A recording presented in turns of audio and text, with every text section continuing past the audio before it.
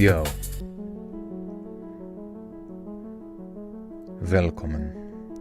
Why did my stream not say not streaming till 10:11? I don't get what you mean. What's up, dudes? What's poppin'? How's everybody doing? Thanks for being here. Love you, appreciate you. How are you guys? What'd you eat for dinner? What'd you do all week? What'd you do on the weekend? What clothes are you wearing? What bike are you riding? What exercises are you exercising? What are your goals? What are your dreams? Have you interacted with God? What did he say? I'm good though. How are you? I didn't know if you'd be live or posting a compilation. Yeah, compilation out tomorrow, but we got bonus content to read for you guys. Thanks for being here. These should be interesting. These came from some ideas that I gave some friends.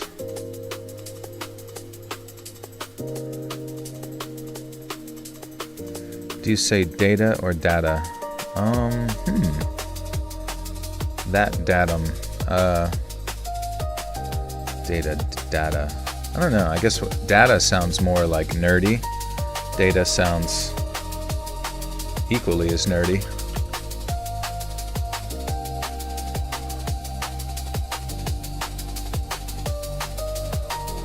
Let me turn this down ever so slightly. But yeah. Have you seen that Kai has returned? I'll be honest with you. There's nothing I give a shit less about than the majority of people on Twitch. I know from time to time they have some relatively interesting dramatics with each other. But as far as like general entertainers and things of that sort, I find them like painful to observe. Painful to watch.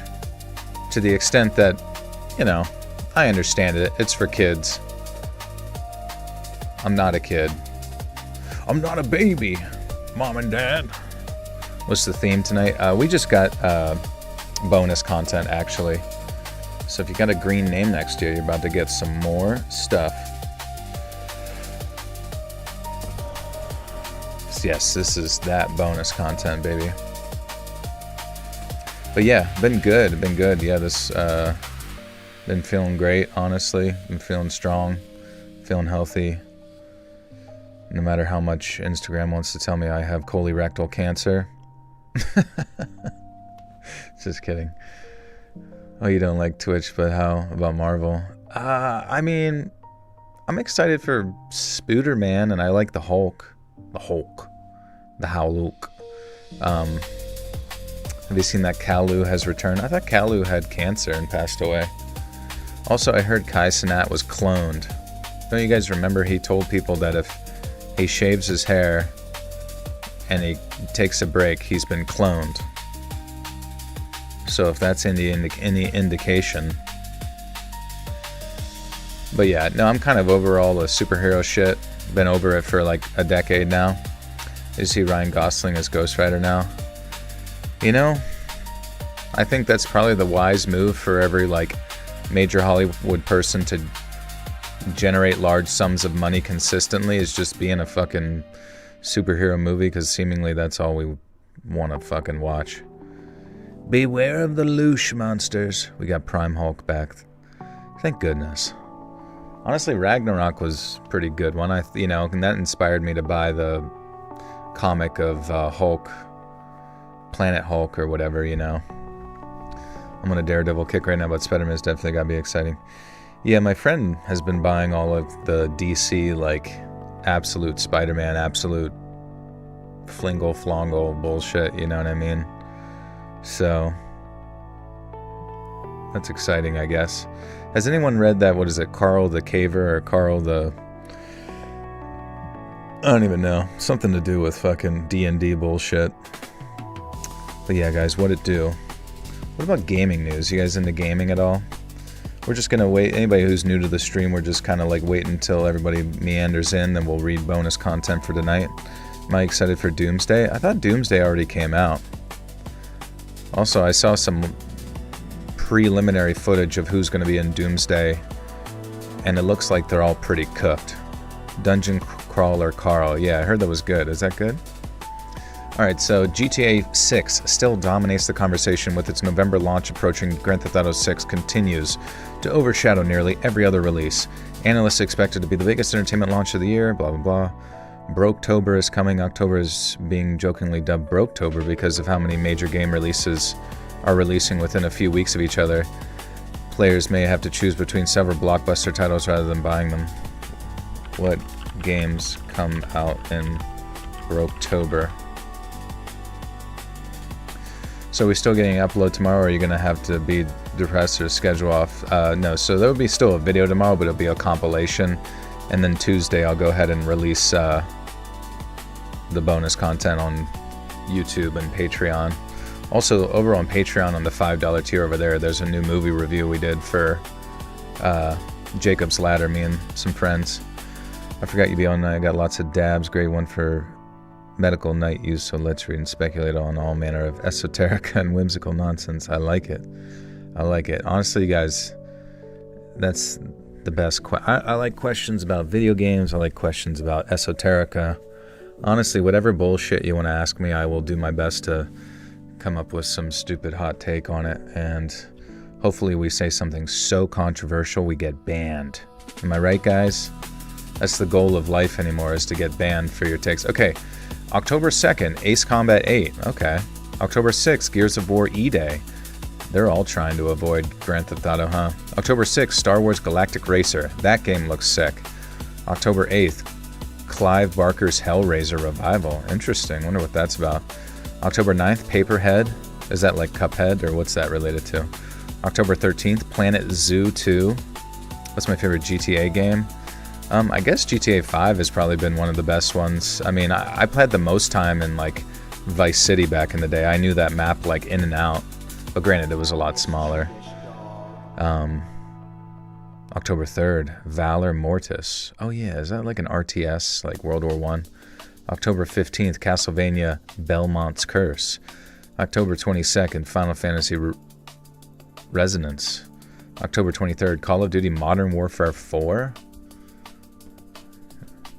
What do you think of getting rid of physical media? I think it sucks. Like, I understand why they're doing it, to save money and all that kind of stuff. And it does kind of seem like, from how much everything is going to cost pertaining to the construction of a lot of consoles and, you know, pretty much the unaffordability of PC gaming here in the future, it seems like they're going to move everything more towards cloud gaming anyways and just streaming games. So you're just, like, not going to own anything. They can, like, I don't know, monitor everything you say, everything you do, and just, like, you know, you'll own nothing and be happy type shit. Jeremy Crow, welcome back for 57 months. Love that you haven't changed. Keep it up. Thanks, Jeremy. Good to see you, bro. 57 months is wild, bro. Thank you. God bless you. Took my mom out to lunch today. Great time. You will own nothing and be. Yeah. And I assume the only way that they're going to be able to make us, like, happy, quote unquote, is probably to, like, affect our brain in some way. So whether that's, like, the manipulation of, like, the mind through, like, genetic influences such as CRISPR, using CRISPR to, like, affect some aspect of our DNA, RNA, I'm not really sure exactly, but there's something about it that can, you know, essentially have presumably altering effects upon how you could essentially write onto the brain. About to finish this laundry, then smoke up. Let's do it, baby. Can't wait to rent air to breathe. Yeah, it's going to be like... get your ass to Mars. Did you think Ryan Gosling would be able to be better than Nicolas Cage at Ghost Rider? Probably not, honestly. I don't dislike Ryan Gosling. I think he's a cool guy. I just don't really, like, he just doesn't have a lot of personality, in my opinion. Like, and I mean that respectfully. Like, I'm sure he's super fun to hang out with and whatever. But as far as, like, an actor and his range goes, it's always just kind of like... I don't know, he just always kind of reminds me of a young 20s dude, even though he's in his 40s, and there's not much to say. It's just, like, look cute and don't have, you know... It goes from, like, sort of being, like, esoterically stoic, staring at nothing, to just suddenly freaking out, like... And then that's his range. It's just from chill to freak out mode. What's the story behind the Dono Noiser? Which one is it again? I don't even remember. There's also Marvel's Wolverine game. That one looks pretty sweet. The only gameplay I saw of it looked very linear, like kind of everything was like put together. Watching it at your work to pass the time. Hope it goes well. Are you actually disrespecting Ken and Noah right now? I'm not trying to. I think he did fine as Ken. I think that was a fun thing. It allowed him to be a bit silly. And he is a silly guy, right? He's just sort of like he has a knowing face, you know what I mean? He's one of those guys just kind of like, maybe he's a higher IQ guy in real life who just sort of watches things around him and just has a giggle as he sort of, you know, blue steals his way to the top. Ryan Reynolds always plays Ryan Reynolds. Yeah, I mean, and that's how it goes. Sometimes you are who you are in your realm of acting, and that's totally fine. And those type of people go really far. Same in like voice acting. Like there's particular characters. Hey Peter, that guy talks like Hey Peter. You know that one. That's his voice. That's his unique voice, and that's the character he plays in every one of his games. You always know where to find him, you know, and there's no like variation or range. I'm sure he does have skills to do so if he tried, but that's just how the marketing goes. The United States of Leland is one of my favorite movies I've ever seen, and maybe you change your opinion on his range. Let's see. United States of Leland. There he is. There she blows. You know, I can't say I'm like a super connoisseur of all of his movies. How old am I? I'm 36. Mr. Krabs' voice actor is goated. He really is. Mr. Krabs, he was also in Detroit Become Human. He was Zed, I believe, or Z. The guy who gets the bug. He like demotes himself in Starship Troopers so he can go like capture the brain bug. They're like, Zed got the bug. Zed got the bug. And I'm just like, I'm like, that's fucking Mr. Krabs right there. That's Mr. Krabs, baby. That's what I was going to speak about, the donut noise. Oh, wait, what was it again? Is it, hey, listen? Is it the hey, listen? It's from Zelda, but just brought down a few octaves. What kind of stories we have tonight? Murder. Oh, shit, it's time to read, huh? Let's do it. My bad. We got some good shit. Clancy Brown, thank you. Yeah, Clancy's the goat, one of the many goats. And those, I'll be honest with you, those are my favorite actors. I don't like A-list actors. Like, I think Clancy Brown deserves to be an A-list actor, but there are certain people that are just so incredibly talented in like their range and their abilities and, you know, their repertoire of everything that those are the ones that I respect, you know, the ones that you have no idea who they are in a role, but you find out that it was so-and-so later, and you're just like, holy fuck, that was sick. Is there any particular actor like that you guys can think of that just kind of takes you off guard when you find out that they were in that movie as so-and-so? Okay. Thanks for being here, guys. Click like, click share, click a button. We are doing this to infinitum and beyond. Go and read the AI slop, Joel. I shall. No, I promise you, this is not AI slop. Tonight's stories are from a dear friend, Ollie A. White, and I'm going to be recording a note from Ollie. How do you feel knowing I view you as famous? Oh, that's fine. I mean, like, it's, you know, I'm not any different than anybody else. Like, if you were to meet me in like real life, like I'm genuinely just, you know, like there's no one that is going to go out of their way to talk to me. They're like, I don't really make, like I can, like basically I'm one of those people that like I make best friends, if that makes sense. Like people who are friends with me are my best friends, and I'm not really like superficially exciting or anything on the outskirts, but it's like once we get to know each other, it's like a great time, you know? So that being said, it's what I'm trying to say is like the concept of being famous within this like sort of E-list internet celebrity realm, it's like essentially negligible in my real life. How would we meet you when half of us don't know what you look? Exactly, that's a great point. How much can I bench? The most I ever did was 315. I also had like the slingshot thing on to protect my shoulders when I did it. But I worked pretty hard to get to that, and yeah, I was happy with that. My better lifts are power clean and squat and deadlift and all that kind of shit. Definitely more quad dominant in regards to like body structure. He's not even saying anything. I know, I'm just kind of talking enough to say essentially nothing. John Leguizamo always impresses. John is great. Yeah, I remember I really loved John Leguizamo from the time I saw him on the Super Mario Brothers as Luigi Mario. Joel cleans Mr. Ballin's toilets for extra money. He's not this money. Exactly, yeah.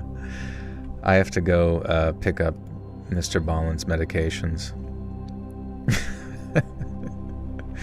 I think he is like a normal dude. I couldn't put any features of the voice. It's all good. Yeah, there's really nothing to it. I just here to do my job, and have a good time with you guys, eat Jersey Mike's and take a big old shit once in a while, you know what I mean, to keep the fiber rolling. What's my real name? Take a guess. Rumple Foreskin. For those unfamiliar with demonology, there are multiple contradictory classifications of demons. Some have the 7 princes of hell ascribed to different deadly sins. Some have up to 72 members of demonic royalty. The 4 stories you are about to hear over 2 episodes is based on the Lantern. My real name is Chills.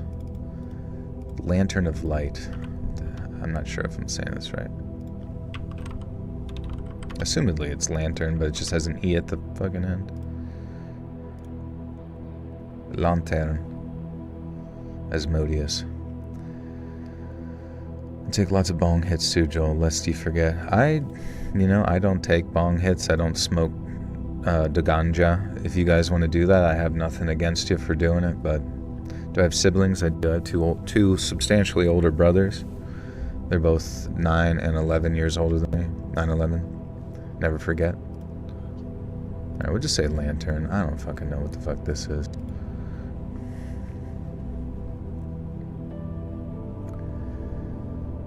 The 4 stories you are about to hear over 2 episodes is based on the Lantern of Light, perhaps the most widely accepted demonology classification.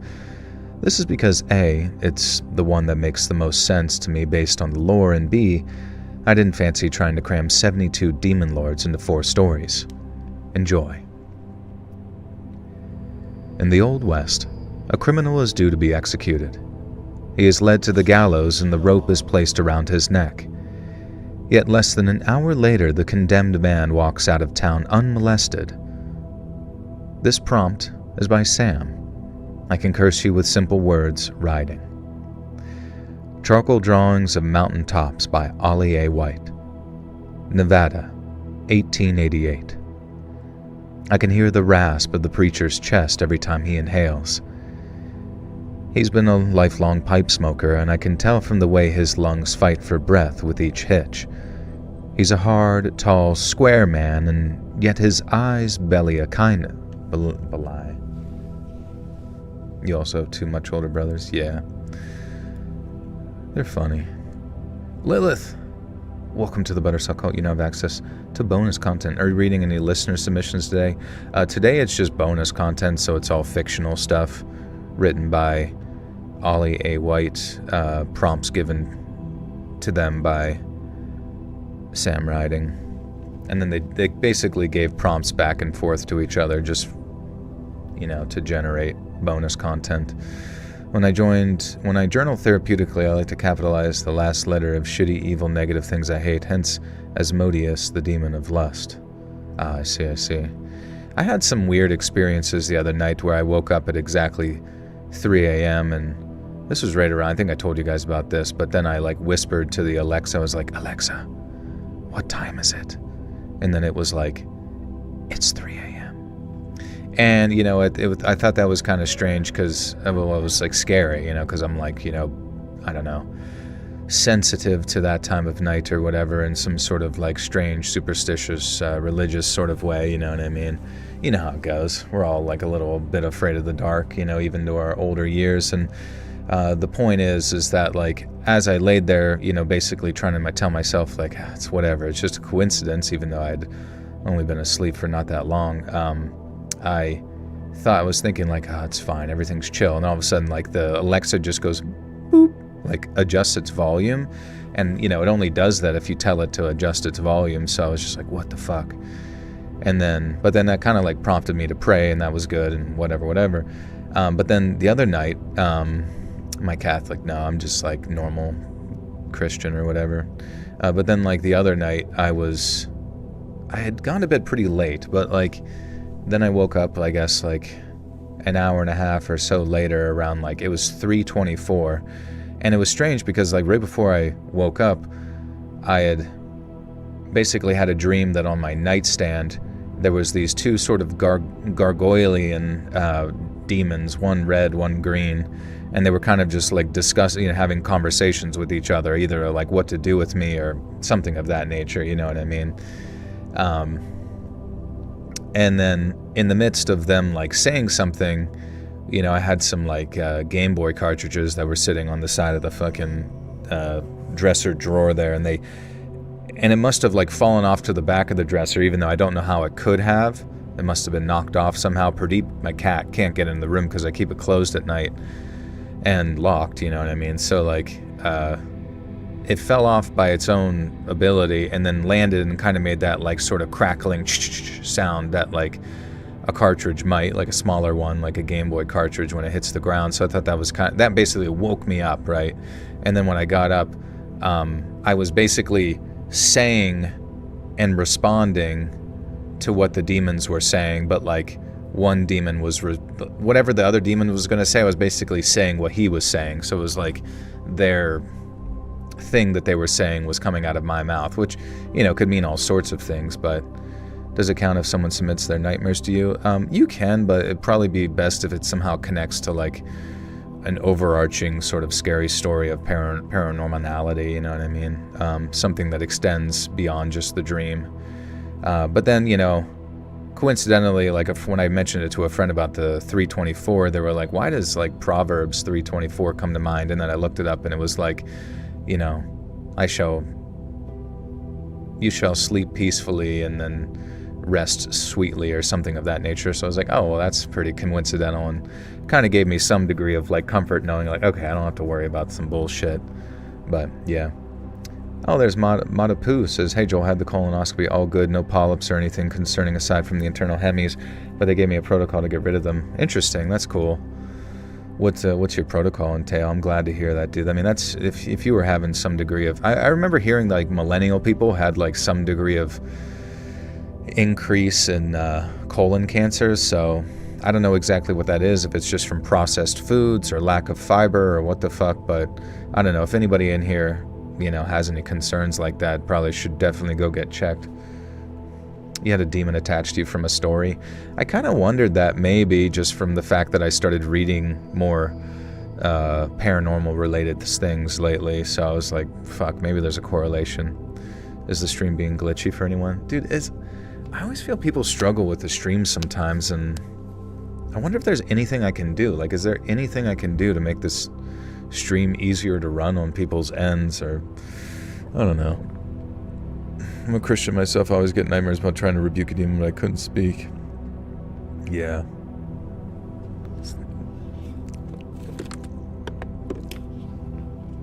Lack of affordable healthcare. Yeah, but the best healthcare is prevention. You know what I mean?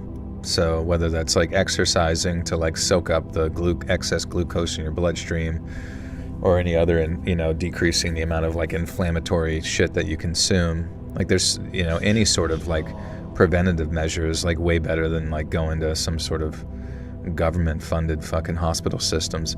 And I have friends in the UK who are like in the NHS and all that kind of stuff, and I'm not like knocking it or whatever, but it's not like the greatest thing in the world. Like a lot of their issues that they've had ongoing have been like major struggles for them that's, you know, aren't greatly beneficial, and there's not a lot of like incentivization structures to give them great health care.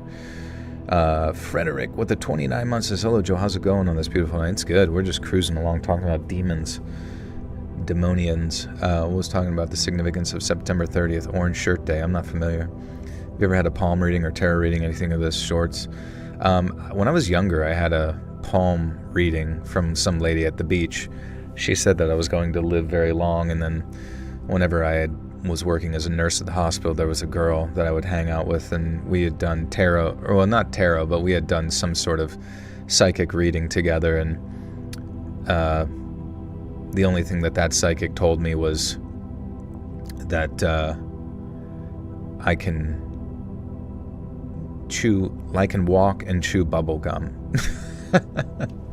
They said I'm good at walking and chewing bubble gum, and I was like, what does that mean? They're like, basically you can do multiple things at once, I guess. I was like, I appreciate that. Fall asleep to the Book of Psalms. There are a ton of great YouTube videos for this. It feels like therapy for that. Yeah, I've read some on the channel before. I didn't know I was a nurse. Yeah, that was my life before YouTube. I had a tarot reading once. The psychic lady used the Aleister Crowley Thoth deck. Yeah, I don't know how much I would want to like adhere myself to that out of like fear of, I don't know, attaching further things to me, you know what I mean? I just don't really want to have to constantly cleanse myself or whatever. I mean, I don't even know if that makes any sense. Orange Shirt Day is to honor the indigenous children of victims of residential schools in Mohawk, 3 generations from the res. Oh, okay, is it a Canadian thing? Frederick with a 2 says we need to collab with Mr. Nightmare. That'd be cool, honestly. I don't even really know how, like, you get a hold of him per se, because I feel like I assume it would be like a payment process if you wanted to do a promo. And honestly, I would be cool paying like X amount of money just to get promo on there, even if it doesn't really manifest in anything. Like, at least it would be like, well, we did it. We got the collab. But thank you for the 2, friend. Pretty much homeopathic stuff to take care of it. More fiber, no straining when pooping or lifting weights, no more water intake, fiber supplements, healthier eating, sitz baths. Yeah, I heard that. Yeah, you can like take warm baths and just increase the vasodilation to that area, because I was looking it up after you were going through that. I was like, well, I wonder what. And then there was some degree, I think Reddit was saying something about there's a cream that's like it's called, let me look it up real quick for you. You might get some benefit out of this since you're going. We've literally been keeping up on the ongoing story of your butthole for a while. But oh yeah, it's called Mei Ying Long. It's like a Chinese supplement. Mei Ying Long Musk Hemorrhoids Ointment. And people said that that's like way better than, you know, Preparation H bullshit or whatever the fuck. What do you call a Jamaican proctologist? Pokemon. Like he's poking around in there or something. Would you recommend someone to go into nursing? I would, just because nursing is just one of those jobs that's, you know, you make good middle class money. You can, basically, if you want to be like a single mom and make money, nursing is like the best job to do it. And then if you're like a dude, you can do it and then like move on to really anything. You could move on to like weird management stuff. You can be like a nurse on a phone. You can be nurse on a helicopter. You could be nurse in the military. There's so many different options you can move on to in nursing once you get like a few years under your belt. And if you're like an ambitious person, it's just like a realm that like actually gives like a middle class person some good mobility, you know, financially, et cetera, et cetera. You could eventually afford a property and then, you know, expand outwards from there, or whatever the fuck you want to do. What's up, snakes? Finger words, click on the regular blue black screen ones, are the best. There's other voiced by multiple people. I don't care for them. Wait, what are we talking about? Sorry, I forgot. The kind of nursing I did was just like orthopedics, med surg, all kind of random one. There's a mass shooting in Seattle. Oh shit. The other night I was sitting outside enjoying the evening. I later heard someone in my kitchen messing with a beer can. Oh yeah, and there was this weird thing. My buddy, so like he bought a Monster, like one of those white Monster drinks. And this was just earlier today. And so like it might have just been something he didn't notice, but I was in the bathroom, he was chilling on the whatever, and then like he comes over to when I'm like coming out of the room and says something, we're talking, and he comes back to his drink, And there on his drink, like the little tab or whatever, the metallic tab is like rotated to be over top of like where you can sip from. And he was like, what the hell? He's like, did you do that? And I was like, what? And it was like the rotating the tab. And I was like, I did not, no. And he was like, oh, fucking weird. And then I was pointed out the fact that, you know, like the monster symbol where it's like, it's basically 3 symbols, which like people have said is like the 666 or something in like Hebrew or whatever the fuck. But then like turning it upside down kind of does make it a little bit strange. I think like the symbols themselves, when you turn them upside down, become that 666 symbol. So I don't know. Maybe there's some degree of like haunting going on. I mean, I really don't want to deal with it, to be honest, but click the like button if you enjoy his content. Let's go. I've noticed ghosts and demons are thirsty. They're always messing around with drinks and glasses. Yeah, maybe it's, I don't know. It's all of our like vulnerable things or whatever. Whether it's when we're sleeping or just stuff we need, right? It's supposedly so you can put a straw through it. Oh, I see. Maybe that's what they wanted. Put a straw in this drink.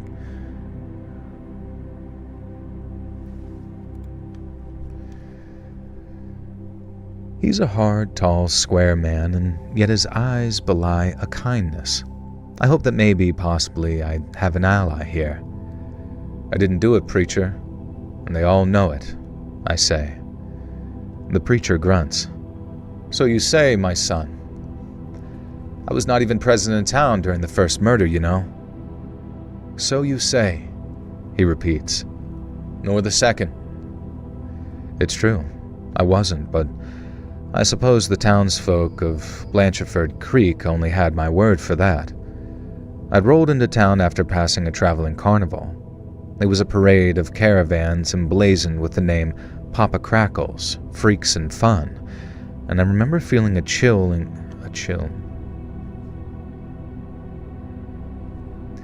And I remember feeling a chill breeze drying the sweat on my skin as I passed them. I saw no person except for the driver of the wagons, who seemed to be an ancient old woman cloaked in mourning garb. My horse, Verge, had let out a... Fuck, there's some like words here that I don't quite know if I'm pronouncing them right. Kind of need to know that. Verge, okay. Frederick with the Tooses just got back from a long day workout at Auto Shop. Nice, dude. Time for some protein.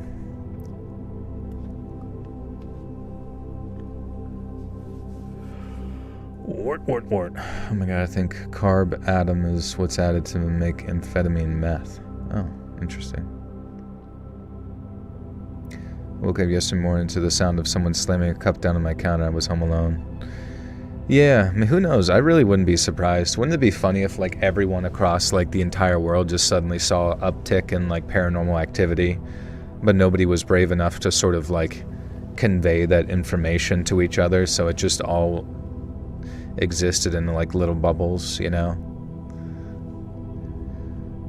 What's up, Moon? My horse, Verge, had let out a little whinny, and I directed him subtly but pointedly away from the hellbound entourage, for I had already deemed them cursed, and I was extremely glad to be headed in the opposite direction of their damned show. Oh, how I regret that now. I'd found Blancheford Creek to be a hospitable, welcoming place with a tough but stern sheriff, at least at first, and then the first murder was discovered. Father, I say, allow me to tell you my story. I can see that he was a true man of God. That's one thing you can't fake, not to me. He was something more, too, and if I were to fail here, then at least perhaps my employers would have another candidate to replace me. So, Father, I said, this is my tale. 2 weeks earlier, I walked into the town of Blancheford Creek and straight into a murder. The poor lass had been molested in ways I can barely bring myself to think about. It would get worse from here for certain, but as I eavesdropped on the doctor in the local saloon, the hand that held my drink shook. The Pearl Girl had her... The Pearl Girl. You recently engaged? Hey, congratulations, that's amazing. Who's the lucky one? Do you scan the stories before reading them live and just open them and wing it? I just wing it, yeah. just dry, going in dry. That's happening now. People who pay attention see the veils are thinning right along with UFOs showing up more. That would make some sense. I thought it was interesting that they talked about making like another CERN, you know, one of those Hadron Colliders or whatever, but making it 10 times as like big. And I'm just like, oh fuck, dude. Shit's about to get cray-cray.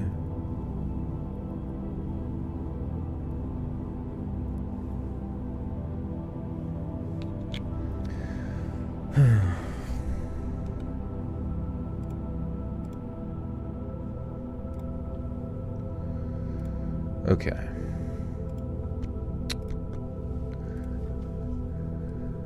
The poor girl had her throat slit twice, once so deep that the knife cut into her very spine. Then she was... What? Then she was... What? I don't get what this is saying.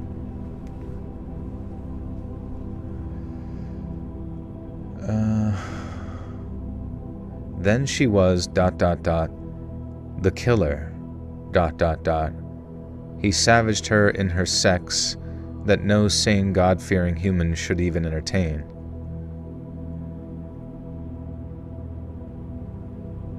Then she was... I don't know what this is trying to convey here. Do you guys understand this?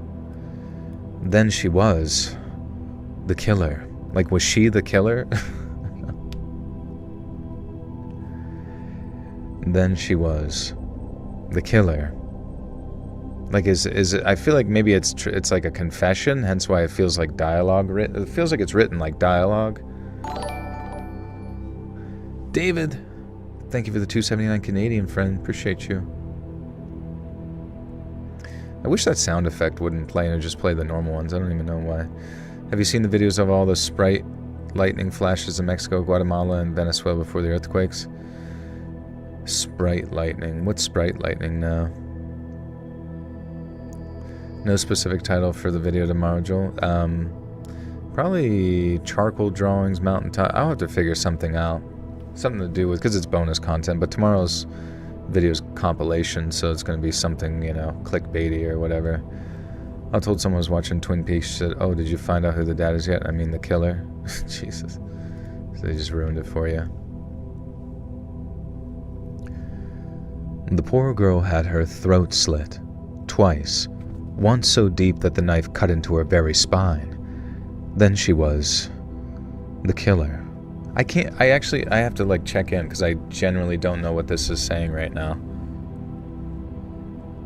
Is Ollie here?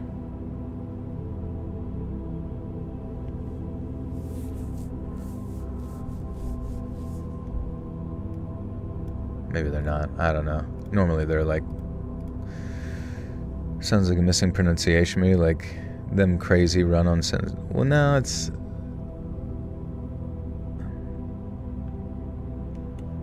They're like the new pic you put up. I don't think I can see it because it's everybody's picture is so small.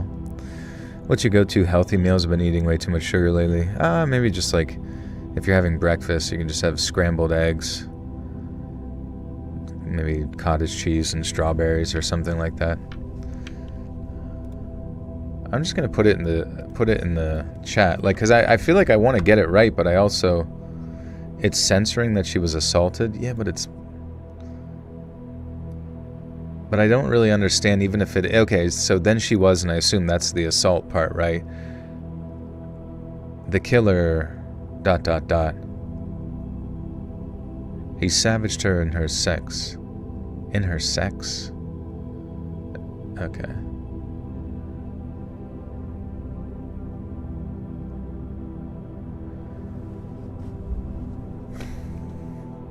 Alright, whatever. We'll just, I guess, pause like during the... It's just weird. I've never really seen that before.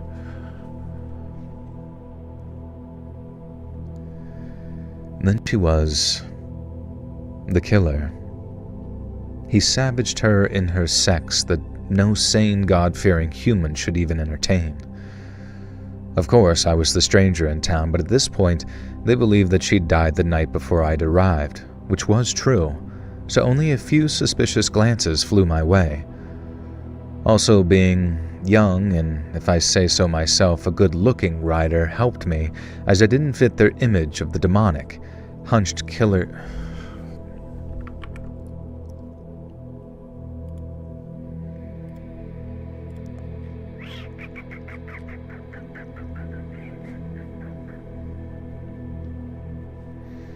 Is there a website app that you can translate British sentences to Americans? I mean, I don't think it's... That's a good question. Translate it to English. No, it's nothing to do with that at all. It's just trying to find what the writer's trying to convey. Sometimes is just confusing. Problem was... Where the fuck am I?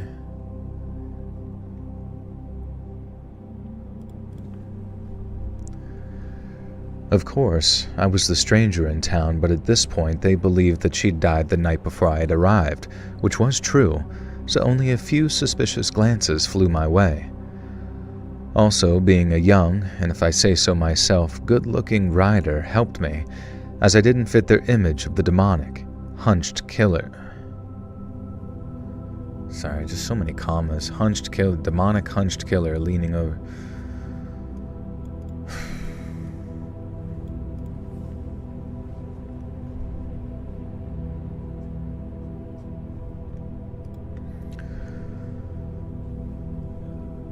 Also, being a young, and if I say so myself, good-looking writer helped me, as I didn't fit their image of the demonic, hunched killer leaning over his victim.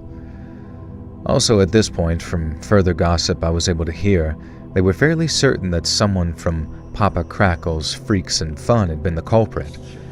The sheriff even sent a couple deputies out to see if he could round off the wagon trail.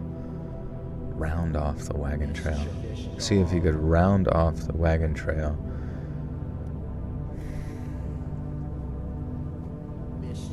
Snow Chica, welcome. Oh, thank you for the 5 gifters to Finger Words, Deborah Long, Sad Girl, and Jaden Stubbs, and Seattle Bob. Thank you, friends.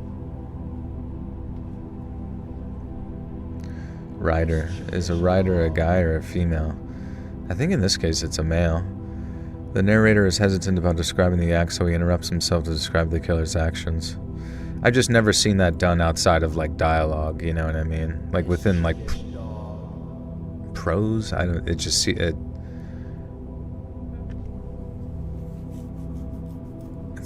counter, and I don't know, it just seemed different. We gotta figure it out. Brooklyn Gonzalez, welcome back for 62 months. Hello, hello. Just quickly put a lot of comments in. That's all good. Alright. The sheriff even sent a couple of deputies out to see if he could round off the wagon trail, after I helpfully told them that I'd passed the carnival on my way into town, but the deputies returned later with no sign of the accursed troop. Things were subdued in the saloon that night, and I was mostly left to myself. One old-timer, name of Ridings, did sidle up to me and try to befriend me. He was clearly hanging around in the hope that I might buy him a drink if he offered me stories of his life in return. Problem was, Ridings had spent his entire life in Blancheford Creek, working as a stable hand, and there wasn't much excitement to be had from talk of shoveling horse shit all of his life. I took pity on the old fella, though, and bought him a mucket of watered-down beer, and then I regaled him with a story or two of my own. He was the first in Blancheford to learn of my strange history, or at least the version I made public, that I'd been a ranger, patrolling the state of Texas, and then one day I simply kept traveling. He asked if I was some kind of vigilante, and when he put it like that, I guessed I was. Although is it a vigilante if you're working?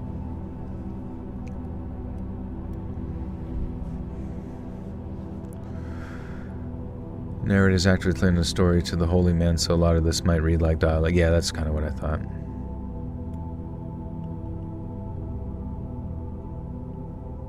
Haunted 1969, welcome to the Buttertalk Hall. You now have access to bonus content. Thank you, thank you.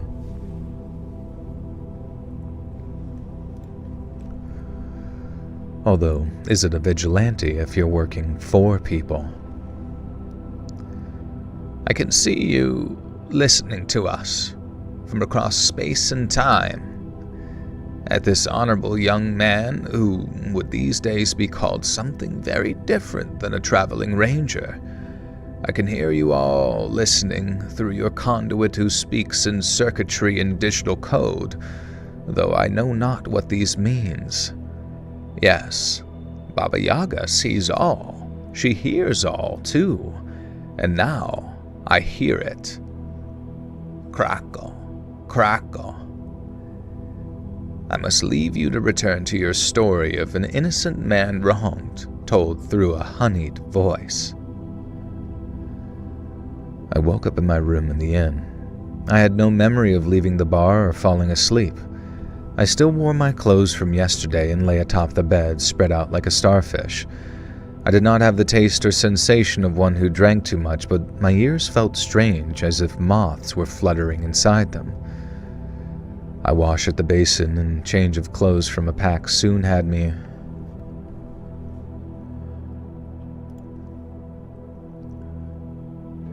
Joel, is it superior to stream off a PC rather than a phone? Yeah, you got a lot more options on a PC than a phone. I don't even know what a phone would be like, to be honest with you. It's a terrible reminder when I was assaulted. Oh, sorry. Also, I was listening to this one guy who's like a, prosecutor of people like murderers and stuff like that, and he came to find that the vast majority of people who committed murder didn't have any particular like childhood that would have been like, traumatic to cause them to later become some sort of serial killer or whatever, what have you. And that it sometimes is difficult for the public to understand that sometimes murderers are just sort of born, even if it comes from nothing. A wash at the basin and a change of clothes from my pack soon had me feeling fresh. I headed downstairs into the saloon, ready to face my first full day in Blancheford Creek. It seemed like a quiet, tasteful, and peaceful town of around 50 or so. Sure, there was the saloon and allegedly a whorehouse tucked just out of the way, out of sight, but nothing crazy like you'd find up in some of these expanding towns, especially in California where the gold was running like liquid and the vices flowed just as freely. I wasn't entirely sure why I'd sent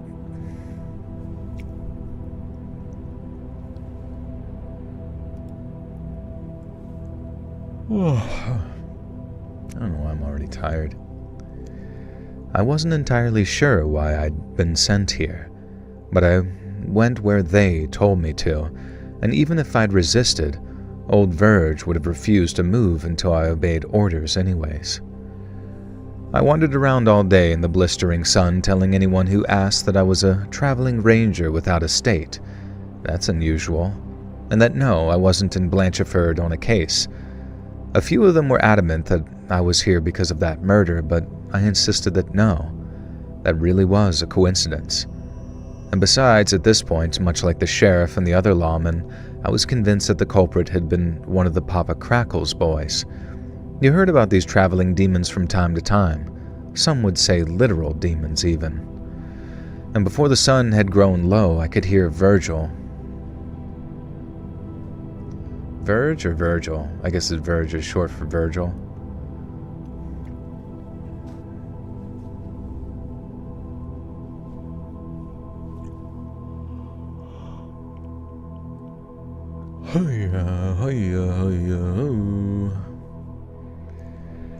Before the sun had grown low, I could hear Virgil giving his telltale stomp in the nearby stables where I'd stowed him.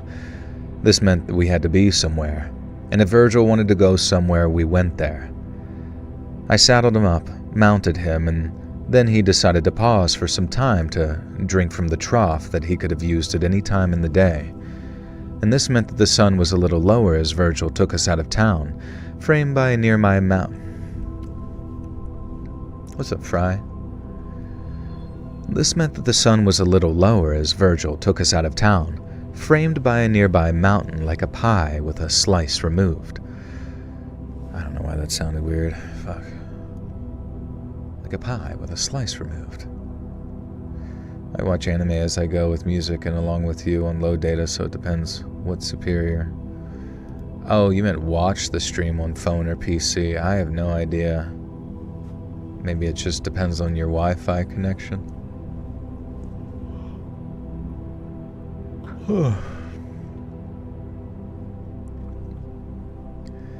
This meant that the sun was a little lower as Virgil took us out of town, framed by a nearby mountain like a pie with a slice removed. Somehow, the shadow of the mountain managed to cast itself upon the sun, creating the appearance of a charcoal drawing of the sky, and again I shivered. Virgil walked for what must have been 30-40 minutes, and once I tried to turn him back towards Blancheford, but of course, he was having none of it. Virgil took his orders from our superiors just as I did, and being a horse, he wasn't one to disobey. She told us that she was Baba Yaga, the first time that the old babushka pulled the 6 of us into the void. Obviously, I thought my mind had blown, likely out of the back of my head if I'm being honest, and the last I recalled I was in a gunfight in a Texas town just doing my goddamn job. And now here I was with a bunch of strangers just standing in black, really. There was a Victorian gentleman, a Japanese girl, and the rest. Their outfits were so outlandish and their looks so beyond me that I couldn't begin to tell you who they were. Even now, after working in a unit with these people for years, I know nothing about them. We've never exchanged a word. Baba Yaga told us that she was hundreds of years old and lived in a chicken hut, or a hut that was a chicken, or some such nonsense. I didn't need to know. All I needed was proof that her ability to summon the 6 of us to what she called the safe room and her tale was true. Over the next few weeks, Baba Yaga effortlessly proved her legitimacy and then some.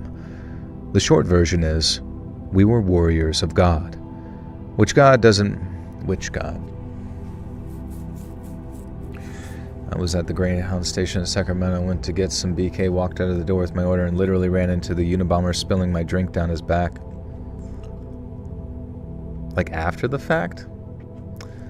Babushkas? Like what's the flavor of the week? How? What's next? Feet? I don't know. We're talking about Bush. This parasite thing is crazy. We have a whole pallet of unsold salad marked down because people don't trust the lettuce. I mean, do you know the origins of that lettuce? Does it come from the people that sell to Taco Bell or whatever? Because isn't that the one that they kind of identified as being the potential culprit? The one that does their processing in like Mexico before making their way into the United States. I forget what their name is. Allegedly. There's apparently incoming food shortages coming to the U.S. 2026 and lowest beef production in 75 years. Perfect. Can we get a water shortage too based on the AI demands? Can we get a water and food shortage? It's literally Burger King foot lettuce making everyone sick. Taylor Farms salad mix. Okay. Is it all Taylor Farms? Do they have like a fucking market on? Like a complete control of that market? The Taco Bell source was supposed to be a fake lead.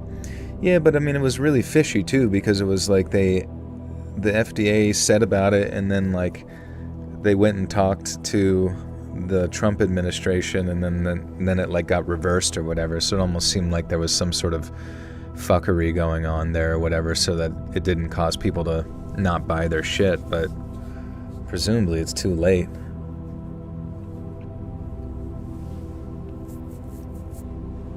The water shorts went out because my pump just went out for the well. Oh, damn. It was proven that it was not from the lettuce from Taylor Farms. Proven? How do you prove that? I don't know. I mean, I guess how do you prove that it is them too? I have no idea. But I don't, so we just have no fucking clue? Like there's no, I mean, I feel like there's gotta be like preemptive ways to determine this information, you know? Like how hard is it to fucking like work backwards based on the source? PSYOP after PSYOP. Amber, tell me what you're thinking. Oh, the food, yeah, is the PSYOP. Do you guys think nukes are real? Do you ever hear the conspiracy people say that nukes aren't real? FDA approving foods that shouldn't be approved. I mean, it's pretty clear that if you really wanted to, you know, bribe somebody, it wouldn't be too fucking hard to do it, right? Like, are we really supposed to just sit here and imagine after all this time that the FDA is like the most trustworthy, you know, authoritative power in this scenario? After everything we've seen them do in the past related to medication. What are we talking about tonight? It's just bonus content. Something about the Wild West. Ecological warfare, perhaps. I mean, yeah. Japan would beg to differ. I don't know, I remember like somebody saying like shortly after those bombs, because there was like fire bombings occurring like for weeks like prior to the dropping on Nagasaki and Hiroshima. And then after that I remember somebody saying, and I don't know if this is true or not at all, but they were saying that Russia invaded Japan. Is this a possibility? Did anybody ever hear about alternate history where Russia invaded Japan, causing some degree of surrender? I have no idea. It wouldn't surprise me if nukes aren't real, but we've been lied to about everything else. Yeah, I don't know. I mean, really, is it really that beneficial to like wake up every day worrying about your future because you're gonna get fucking nuked? I'm a fence sitter on the nuke topic, need to research more. Well, if you do research it, let me know what you find. What's up, Daniela? How we doing? What's new? I haven't heard that, but I don't even know what it would take for me to call any conspiracy theory outlandish at this point. Yeah, same. I have no idea. Have you noticed nobody is talking about the Epstein files anymore? Sometimes I wonder, like, because the weirdest thing with the Epstein files to me is like, Epstein worked at an all-girls school, or got hired at an all-girls school that William Barr's dad, Ronald Barr, or whatever the fuck his name is, was the headmaster of. And then he wrote a science fiction story that was in the school's library about like trafficking children to a moon on Pluto, which, you know, the weirdest part was I remember like making a joke about that in the past, that there's probably not even like an Epstein Island. You could just go to like a moon on a planet, and then it turned out that this guy wrote a story about that. Anyways, he hires a young Epstein to work in this girls' school, right? But this is the father of William Barr, who just so happens to be the father of the Attorney General, right? The Attorney General who arrested Epstein in 2019, who was under Trump's first administration, and then supposedly Trump is all throughout the Epstein files and, you know, basically being owned by, you know, the intelligence agencies in Israel and all that kind of shit. So it's just like, to me, I'm like, so you're telling me that like the guy that arrested him is the son of the guy that hired him in the past, you know what I mean? So I'm like, is everybody in on it? You know, it just seems like it all, like, so to such an extent that it makes me curious if like the 6 million files of like the Epstein files, are they all just like a smokescreen as well to like derail, you know what I mean? To like derail any direct, you know, just like to have so much fucking flood of information to dig through that you don't even know what to make of any of it, and whether or not any of it's like just taking you down some like false rabbit hole of sorts. Or, I mean, I don't know. That's kind of like a bit too much of a blanket statement, I suppose, but nukes are one of many fear tactics. It's much easier to control a population when they're living in fear. It's very low frequency. I mean, that makes sense, yeah. Maybe we'll just pretend that nukes aren't real, and then, I don't know. Fear-mongering everyone about food to keep the population stressed and demoralized, in my opinion. Well, that's a good point, too, yeah. I mean, even just, like, hearing about, like, whatever, it's like, nobody eat any vegetables. Don't eat your vegetables, guys. Just eat fucking the Taco Bell meat and bread. Or whatever, the pink slime and bread. Good night, everyone. I'm going to meet my son around 1 tomorrow to play some crane machines and win some anime figures. That sounds awesome. Have fun. And congrats again on getting married. I believe they're all in on everyone in politics, Hollywood, any sort of elite people, all nasty. I think that's the weirdest thing to me is, like, I've been seeing, like, what's his name, the Joe Biden's son, Hunter Biden. Like he's been doing this very strange like PR campaign all around, you know, just different news outlets, whether it's like Channel 5 like is doing its best to like make him seem human, you know, but it's like the Biden family is, you know, just as equally culpable and strange as like any of the other ones. And then I remember more recently there was like some leak. Well, first off, Hunter Biden's laptop in and of itself is just fucking weird as shit, right? With like, and then Ashley Biden's like diary, and then the fact that like Hunter Biden's what the hell is that thing called? The fucking iCloud. You know how there's like an iCloud and you have all your images just get stored on the iCloud? And it was all these images that had come out of like Hunter Biden basically laying, you know, relatively nude with like 10 different like little girls surrounding him on this like just very, very strange and weird things, you know, and I'm just like, and the guy was smoking crack as well while basically selling fine art and coordinating like deals between governments and, you know, related to fucking like oil sales and energy sales, you know what I mean? Like every aspect of it along the way, I mean, I imagine is like some degree of corrupt, and they all just like serve their purpose, kind of like swinging back and forth in the pendulum of what is considered right or left. I don't know. But I mean, I guess that's the whole point, is they just want to like, they have their people selected who are probably addicted to drugs, heavily blackmailed, and then they like, you know, eventually like decondition your perspective towards them so you trust them within the public, and then they parade them out. Hunter, the artist, and then they parade them out like they're some type of savior, you know, or whatever. But does anyone call you Joel, like Kal-El? Yeah, they do. Joel, get your ass over here, Joel. You're late for your haircut. The things on that laptop will give me nightmares, I'm sure. I don't know. It sometimes just like doesn't benefit, you know what I mean? Your like spiritual existence as an individual to really care about the demons anymore, you know what I mean, of like politics. Like obviously, you know, if you want to get involved, for sure, nothing holding you back, but in many ways it almost seems like it's better to just like hone in on yourself, make yourself as independent as possible, whether it's like growing things or starting your own little independent forms of media. I don't know, just like being as far away from it as possible so that like you're just not wildly reliant upon the way the world is going to go, you know. I've kind of both surrendered and rejected all of it. I think being cynical is lame, but life's better and enjoy not being impassioned about things that we'll never know enough to begin with to understand. Yeah, what's that fucking island off of like India that's got like the people that will throw a spear into you if you like even show up to it? I feel like it's almost better to be like those people, you know? Just fucking wildly clueless to anything that's occurring outside of your little island, you know? And it's not like a bad island, but just a normal one. And just live your life and do your best and care for your family and your community. It all begins within yourself, right? It begins within your own personal sense of peace.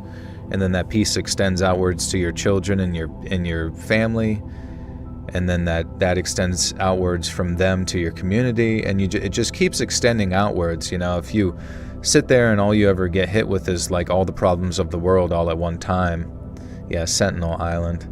If you just like are constantly overwhelmed with all the problems of the world, you're never going to solve them, right? Hey, see ya, C-Money, take care. The way I see it, there would be no point in people in Pompeii to freak out years before the eruption, so why would they bother freaking out? I guess it's just overwhelming no matter what when you're faced with cataclysmic unease, you know? It's just like to be faced with death is difficult even for like, you know, even Jesus, right? You know, you look at the story of Jesus, like he was so nervous about what he had to go through, even though he was technically like equal to God, right? At least, you know, in the narrative, like he was equal to God. He knew what was coming. He knew everything that was coming, but just having to face those issues as a human, as a man, he was sweating blood you know, in the Garden of Gethsemane or whatever, he was begging God to just, like, you know, let something else happen instead of this. You know, it's just, even though he knew it had to happen, even though he knew it was going to happen, even though he rebuked those who wished that it wouldn't happen, he told him to get behind me, Satan, because it had to happen. You know, it's just like stuff like that. It's like, even when you're faced with that which you know is coming, it's not easy, you know. Hope you and your kitties are good. I'm a long time listener, but I have to make a new YouTube account, but I'm glad I caught you live. It's hard because of the time zone. Hey, no worries. Good to see you, Charlie. Didn't someone get in trouble once for offering an indigenous out-of-reach tribe Coke? I think so, yeah. It's weird though, like why does the government feel responsible for someone handing them a fucking Coke? Like, you know what I mean? It's like basically saying like those humans are zoo animals or something, and it's almost like disrespectful that other humans can't just go interact with them. And the only thing I could see is that something in the government like enjoys studying them, doing weird experiments on them, and basically just want people to stay away so they can do their own thing to them. I don't know. What's up, Bella? Good to see you. Where are they hiding the Ark? I think it's in like Turkey or something like that. It like turned into a big petrified, oh, you mean the Ark of the Covenant? I thought you meant like the ship. The big ship. Did you ever see that where there was like, I think it was in Turkey, like Mount Akarat or whatever, and it was just like petrified wood that looks like stone, but it's like shaped like a big ship or whatever. I believe the main reason people feel so much anger, sadness, stress, etc. stem from the fact that they're in no control over the situation or can do anything about it. Yeah, exactly. So why constantly inundate your mind with that which you can't control? Like, even you know what's so weird to me is that the people that fill your head with the most stress, you know, the political pundits, the social commentators, all, you know what I mean, the content creators, all this kind of stuff, you as like the sort of lower end point of perspective audience, like individual piece of the audience as a hive mind, you yourself feel stress and almost in like a strange addictive way, like to hear about the stressful stories through these political pundits and commentators and all that kind of stuff. But the weirdest thing is like you look up to those political people as some type of authorities, like giving their opinions all the time is somehow going to shape culture, which certainly it does.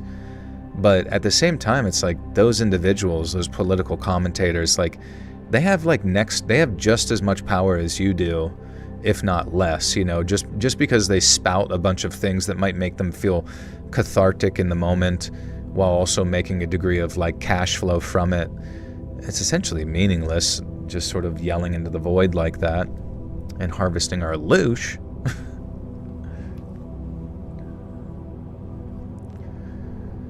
The short version is, we are warriors of God. Which God doesn't matter to my explanation. Whoever you believe in, if you believe in someone, let the knowledge of their knights are out there.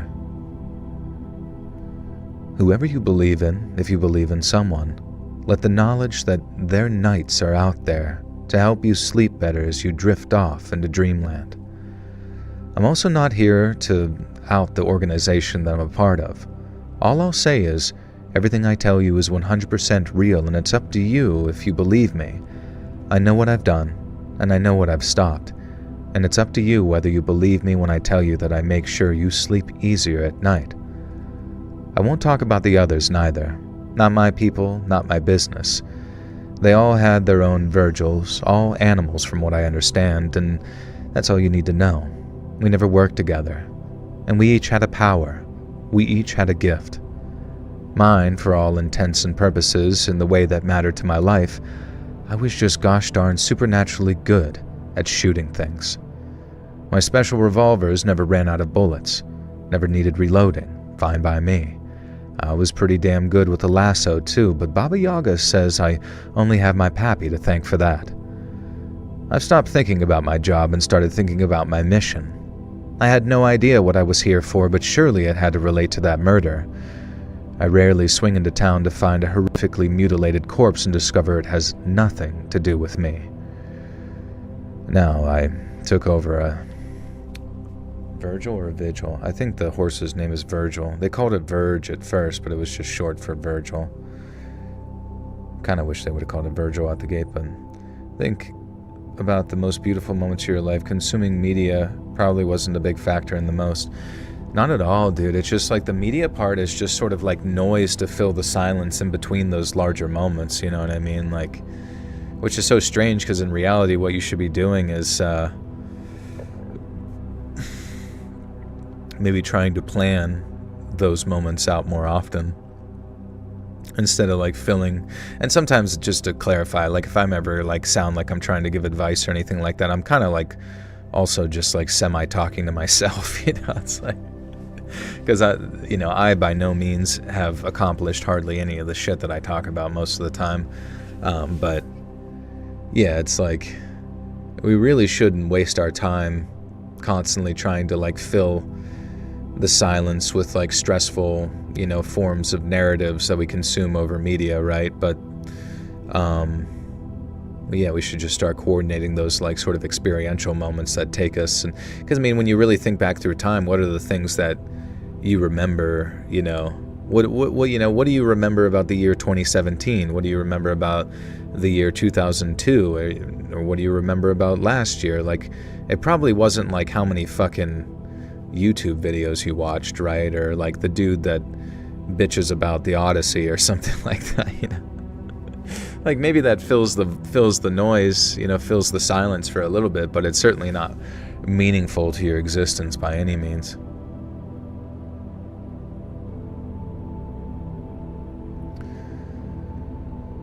I don't think it sounds like you're giving direction or whatever. Well, no, sometimes I realize that, like, in my streams, I try to sound like some authoritarian figure of sorts, like I'm trying to give. But all I'm really doing is just musing out loud, Thinking out loud is very important. Yeah, that's kind of what I'm doing. I'm not trying to be. I'm just as retarded as everybody else, you know what I mean?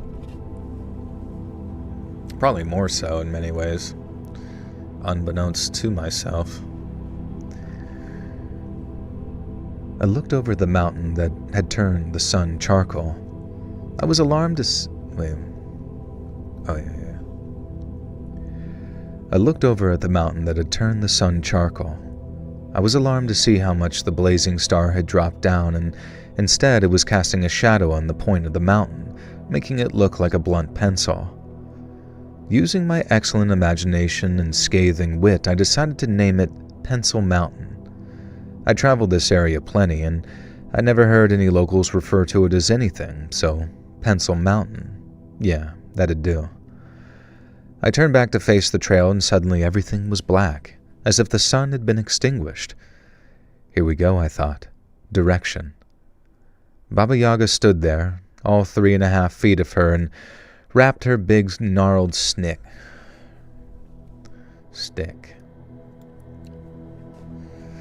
Joel is the David Koresh of the Buttersock Cult. David Koresh, why does that look so familiar? Who the hell is this guy? He looks like a rapist. Photography by police after his arrest. Okay, perfect. Cause of death, gunshot wound to the head. Oh, I'm the Waco guy. Guys, we're starting our own Waco. We're doing it. Here it is. Virtual Waco. They're gonna burn it down.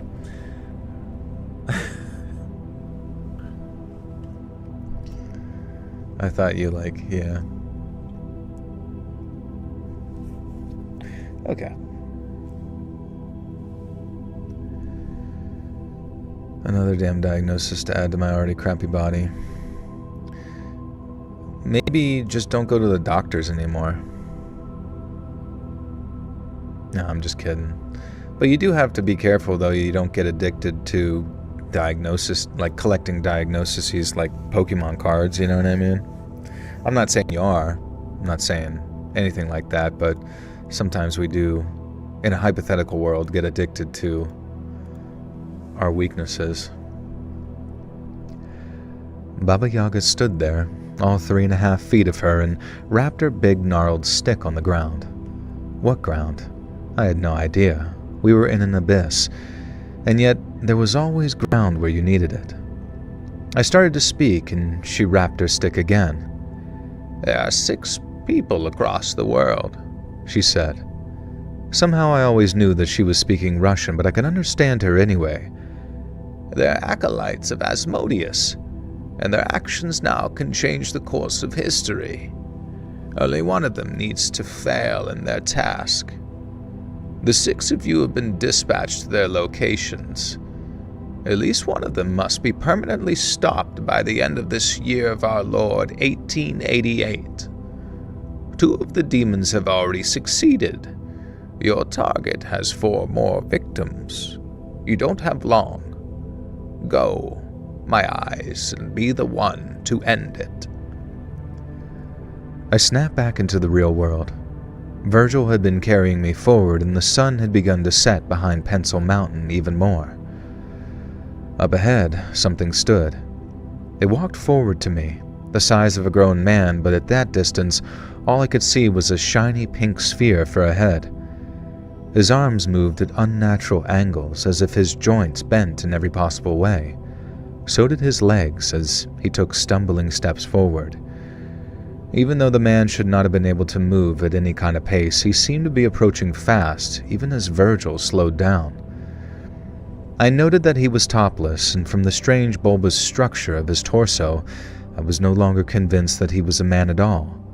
She, I was certain now, wore a loincloth that fell open like a skirt, even though the creature's legs bore hair that was almost too thick compared to the entirely bald head and torso. The closer I got, the more I realized that this creature had no face, and around its neck hung a sign. At this distance, a normal man would be unable to read it, but I could just make it out.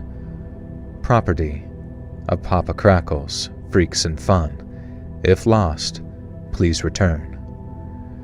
The traveling carnival must be days away by now. No way had this thing walked all the way back. That familiar sensation of darkness crept over me. This wasn't right. It was rare, but it could happen. Virgil had been misled. The Greek from Papa Crackle's carnival charged at us. I leaped from Virgil and reached to my breast. I unholstered my revolvers, the special ones, and pointed them at the geek. The geek. Oh, not the Greek. What the hell's the geek? Is a geek another word for something?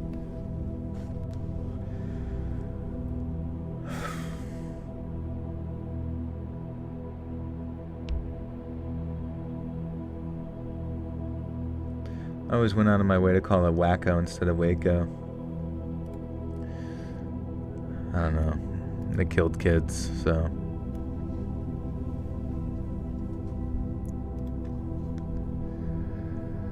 The geek from Papa Crackle's carnival charged at us then.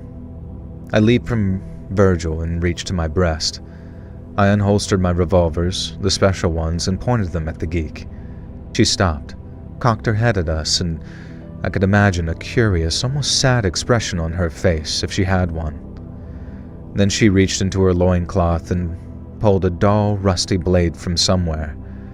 The distance between us was too far for her to reach me and cause any damage before I could pepper her with shots, but I told her to drop the weapon or I'd fire anyway.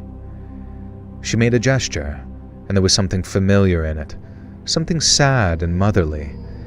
And then before I could react, the geek slid the dull blade down the bulge in her stomach, and then within a microsecond, swiped it across the place where her mouth should be. Her mouth burst open first. A swarm of something emerged. Flies and locusts or some such foul hellspawn turned into a natural insect population. Instead of heading towards me to blind me as I suspected, they took an arc into the sky. They didn't want to cloud my vision. They wanted me to hear them. These weren't regular locusts. They were dead. Animated husks that somehow still flew, and as they disappeared into the sky, which was glowing redder by the minute, I could hear the deafening sound of their carapaces crackling. I expected further insects to emerge from the geek's bulging belly, or worse, some kind of terrifying fetus, and yet sand. Sand poured from her belly, a red sand that reminded me of something I'd seen recently, very recently, the sand they'd used to pack down the roads in Blancheford.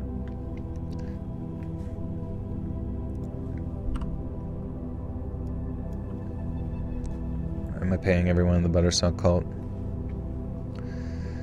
Yes, and Kool-Aid.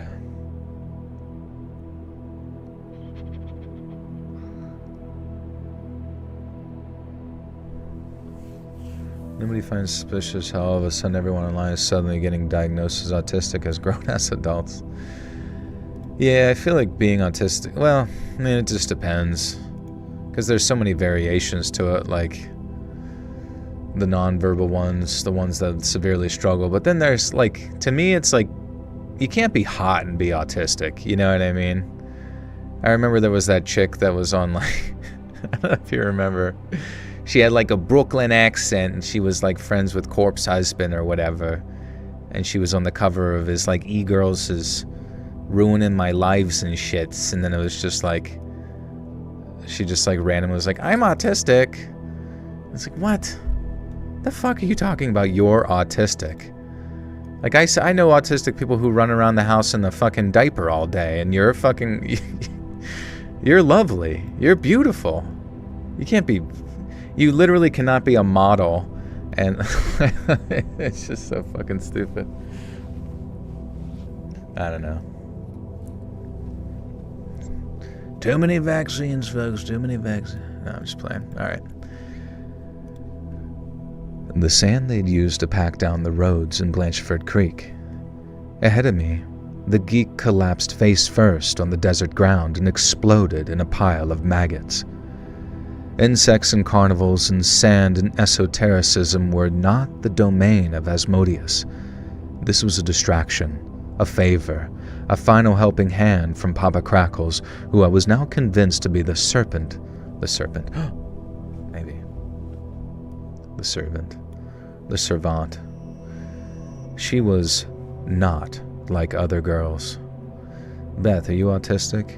Can we all be autistic? Listen, if I get diagnosed as autistic, I better have direct access to some really delicious drugs. Ones that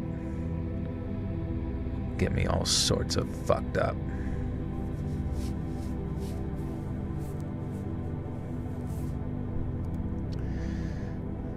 Actually, fucking Joel, I'm hot as fuck, excuse you. Well, you can't be autistic. You gotta choose one.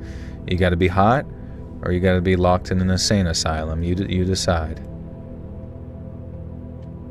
The hot, crazy chart. We're all looking at the unicorn, not the... That'd actually be so fucking funny, the hot, crazy chart matrix or whatever, and it's just like, the hotter you get, the crazier you get, but then eventually it just hits like autism levels of crazy.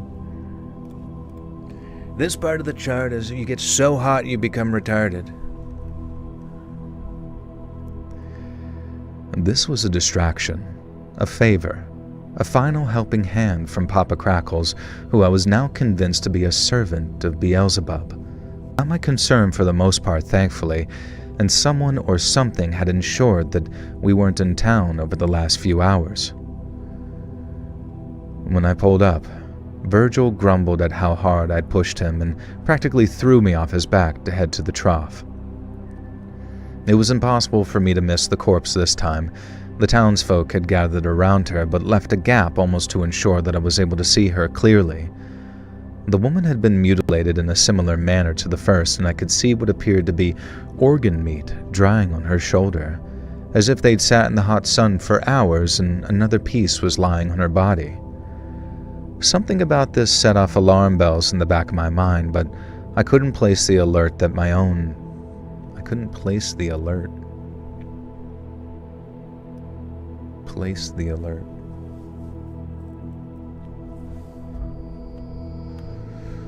You had nurses flirting up a storm with you in the psych ward? Like, want an ice cream? Want one of those freezy pops?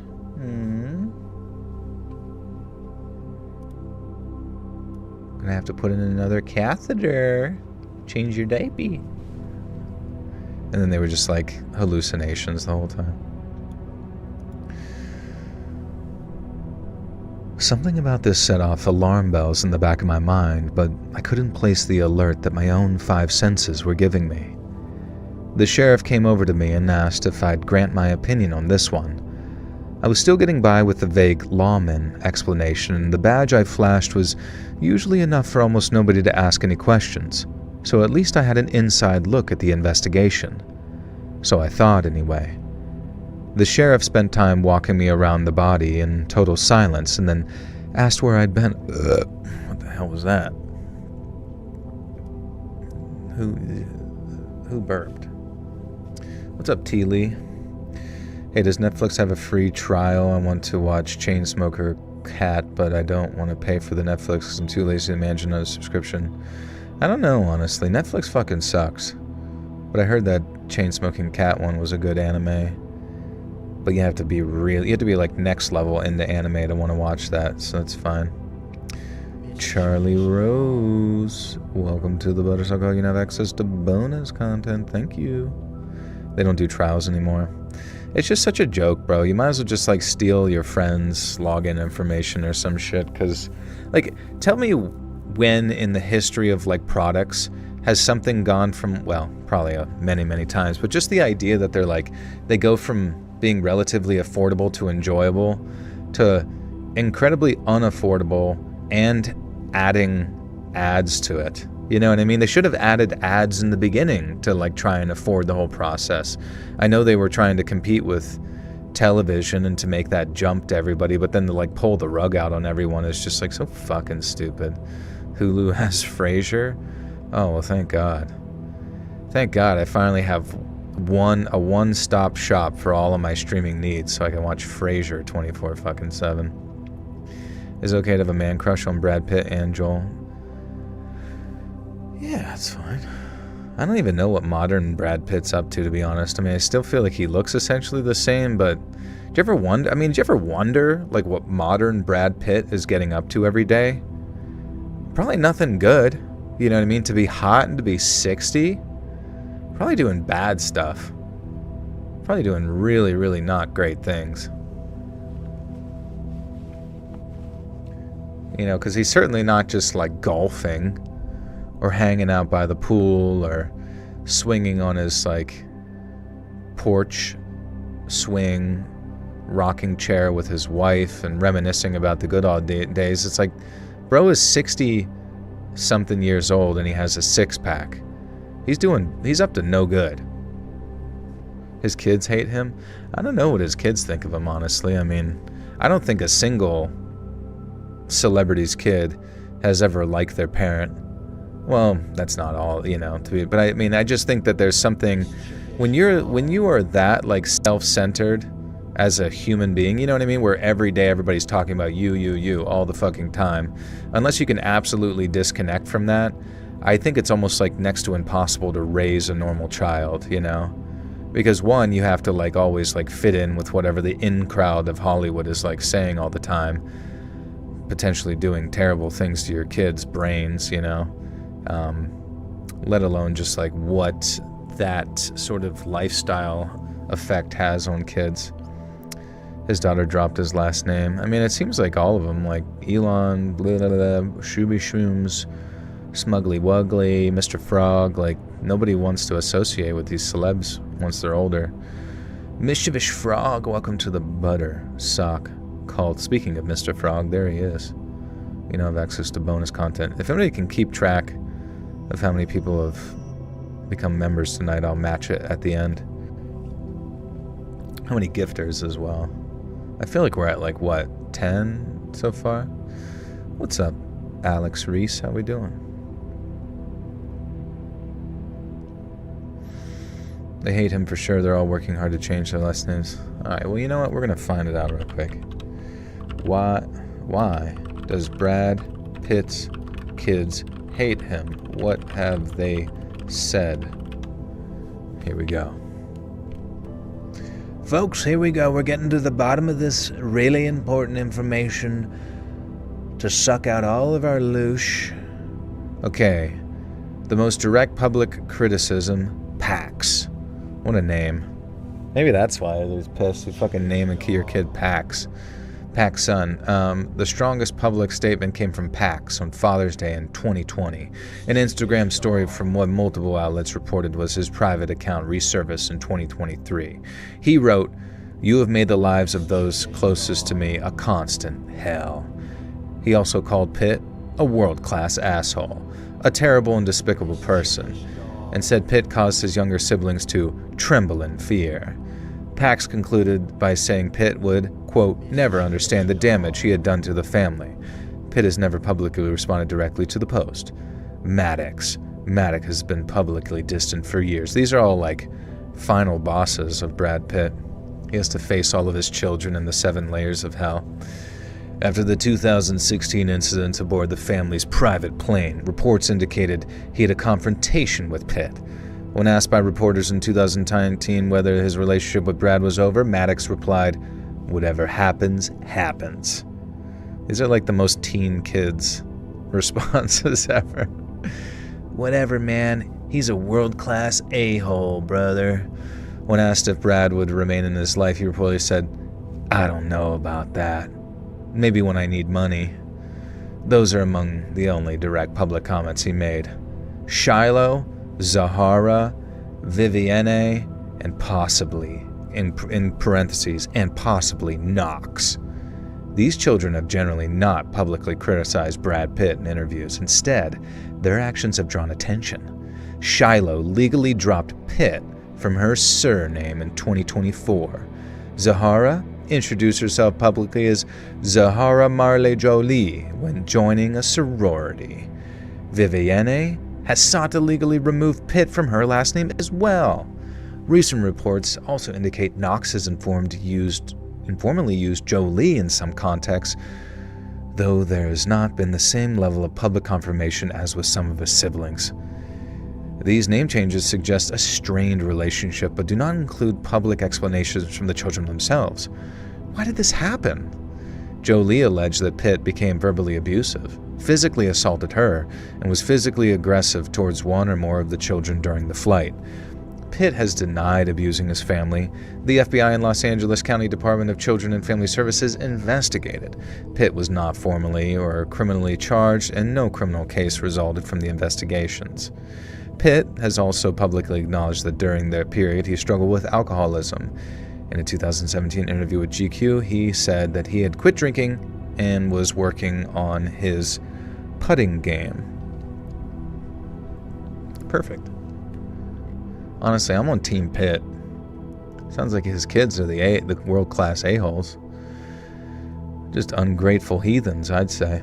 Captain Nizzle, thank you for the 5 gifters to Dodongo Manhoof, Broccoli Brit, Exodin Sunder, Cookie Ismari, Xhexy. Welcome, friends. You now have access to bonus content. Thank you. Joe, have you ever listened to the creepypasta story, The New Fish? It's on the Dark Storm Name. It's good. I've not. No, it sounds cool. What's it about? Spoil it for me, please. So Pitt was just being a dad. Yeah. Brad Pitt would probably be the greatest dad in the year 1962. World's greatest dad. They get him a shirt.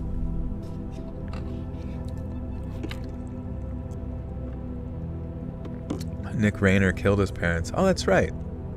Wait, that did happen, right? The Nick Rayner guy did kill his parents. And then the Rob Rayner guy was supposedly a pretty big, strange person. At least of the clips I saw out of context, it seemed, or like from a while ago, seemed very strange. His son made a deleted Instagram story saying, "Happy Father's Day to world-class a-hole. Hopefully one day the truth comes out." I mean, I don't really care if the truth ever comes out. There's not a single celebrity in the world I could care less about than Brad Pitt or Angelina Jolie. I need her to come back as Laura Croft, though. That'd be great. Imagine Leonardo DiCaprio as a dad, even though it's not going to happen now. I mean, it's just an impossibility, to be like that level of, in the Illuminati and just be normal, Years and years of being like a insane level, like, sex symbol. And then what? You just, like, are supposed to just, like, settle down and be, like, the foundation, the rock of, like, a bunch of other living beings, like life. It's just, like, kind of not happening.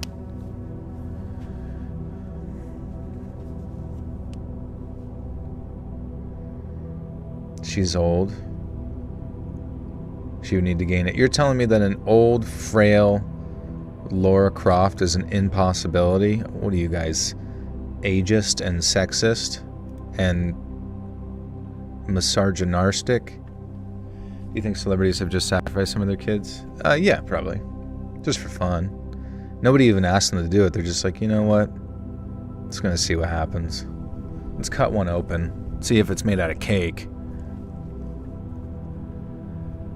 So I thought, anyway. The sheriff spent time walking me around the body in total silence, then asked where I'd been all afternoon. Of course, I couldn't tell him that I'd been tricked by a servant of one of the princes of hell to avoid being able to stop a murder conducted by another. Instead, I told him that Virgil and I went for a hard ride just in case Papa Crackle's carnival had taken a different direction, as I knew of a route around here that very little didn't, hidden between the mountains such as it was.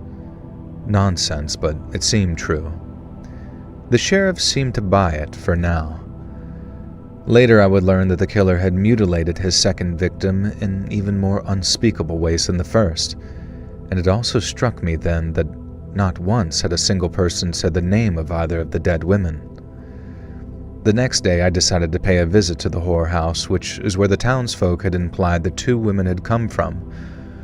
When I tried to narrow down any further directions, all I was met with was out of town somewhat. And so, hoping Virgil would guide me, we went searching for this mythical brothel where nobody in the town actually seemed to spend their time, at least while I'd been there. Every night the menfolk had gathered in Blackwell's saloon, staying long after I'd retired to my room above the bar, and that was that. Virgil had no luck using his animal sense to track this brothel. Instead, we wandered, the desert heat somehow turning cold for no reason I could place. I scouted around half of the town at a perimeter of 2 miles and found nothing that could possibly resemble a Good Time Gal's establishment, or anything else for that matter. I took a break for some lunch, crusty bread and cheese, and resumed my search on the other side. I did then finally find something interesting. The creek of Blancheford Creek. The creek of Blancheford Creek. Thorazine Queen, welcome to the Butterstock Cult. You now have access to bonus content.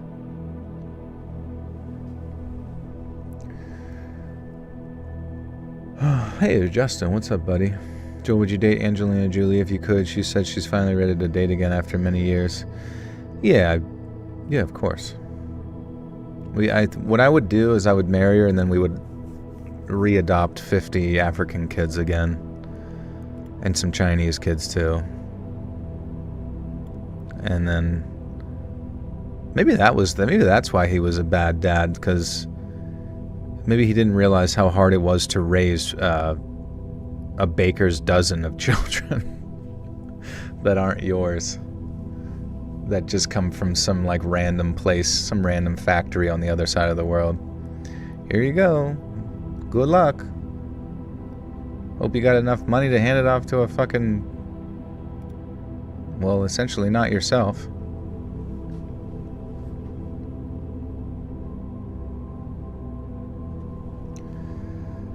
The creek, a Blancheford Creek.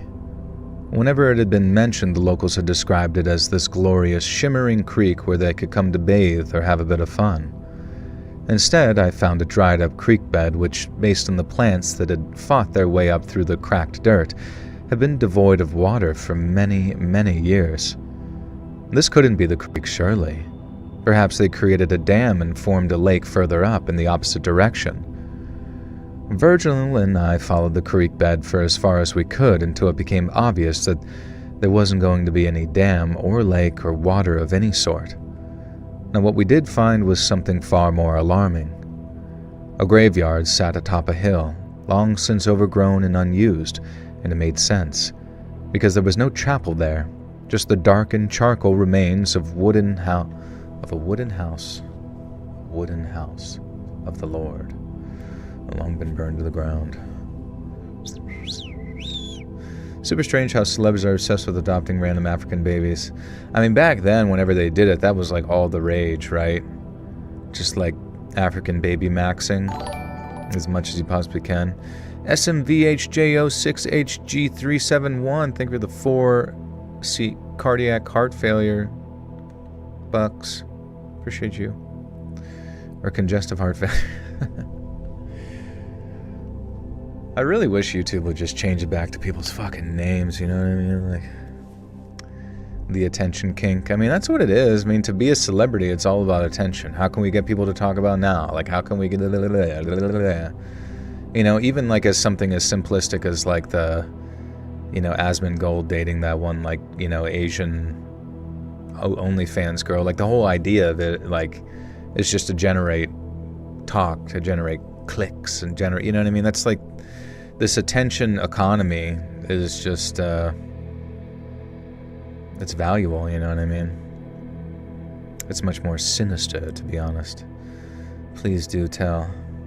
Hey Joe, I'm not sure if you ever talked about it before, but why did you quit nursing? Did you already have YouTube as a backup before you left the field? Yeah, it was like, once I was able to pay off my student loans with what I was making on YouTube, I was like, all right, I think I'm done with this fucking poop swiping job, you know what I mean? The holier than thou attitude. Yeah, I mean, like, this, I don't know. Because, I mean, I really can't imagine that Angelina Jolie is just like, and Brad Pitt adopt like 9,000 kids and are just like, yeah, I'm just going to keep an eye on them and give them undivided attention for the rest of their existence while somehow still maintaining this like top Hollywood career forever. Like, it's an impossibility that makes zero sense. And I feel like adopting kids to that level is like more stemming from a degree of like almost borderline mental illness in some ways. It doesn't mean you can't adopt some, or, you know, with a, you know, overreaching plan of how you're going to raise them and take care of them, but doing a shit ton of them at once, always, like every like family I ever knew that's like one of those like huge foster families, they always have like some weird dark fucking history. Like late at night, there's like a fucking cupboard full of food that's got a fucking padlock on it so nobody takes anything from it, and people get the shit beat out of them all the time. You know what I mean? It's just scary stuff in those rooms. Was pumped you reviewed Jacob's Ladder, one of my favorites. Oh yeah, thank you for watching that. I appreciate you. That is now, the movie review stuff's over on the $5 tier now, so more people can watch.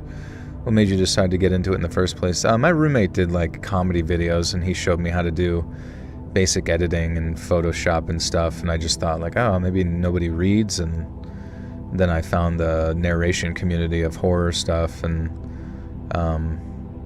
then it just evolved from there, and then the True Scary Stories with like Mr. Nightmare was taken off. I'm like, all right, I'll give this a whirl, and, you know, true crime, all sorts of fluctuations of content within that, you know.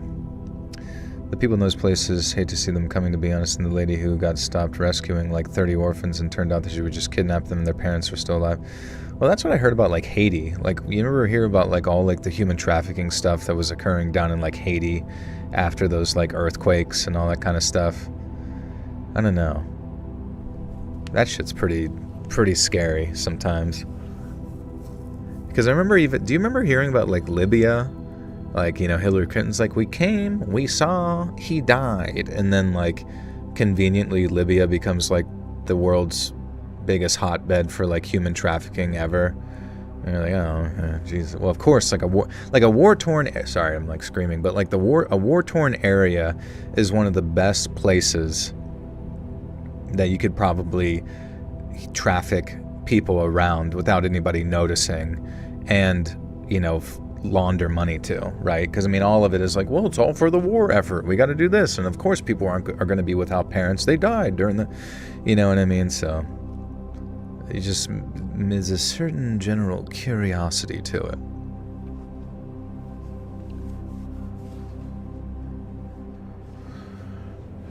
You lost connection. Damn. Zam. The Haitians I watch have been saying this. Those celebs go to these places to get work done and take the kids in traffic. Wouldn't be surprised. Would I adopt you? Sure. Yeah, everybody here can be adopted. Come on over. You got a lot of Amazon boxes to burn. And after natural disasters like floods and quakes, yeah, it's quite strange. There's another story reader in his British accent snaps me out of my sleep to turn the video off. Not my Mr. Nightmare, sorry. Oh, it's all good. No worries. I know, like, I know the frequency of a person's voice is really important for sleep.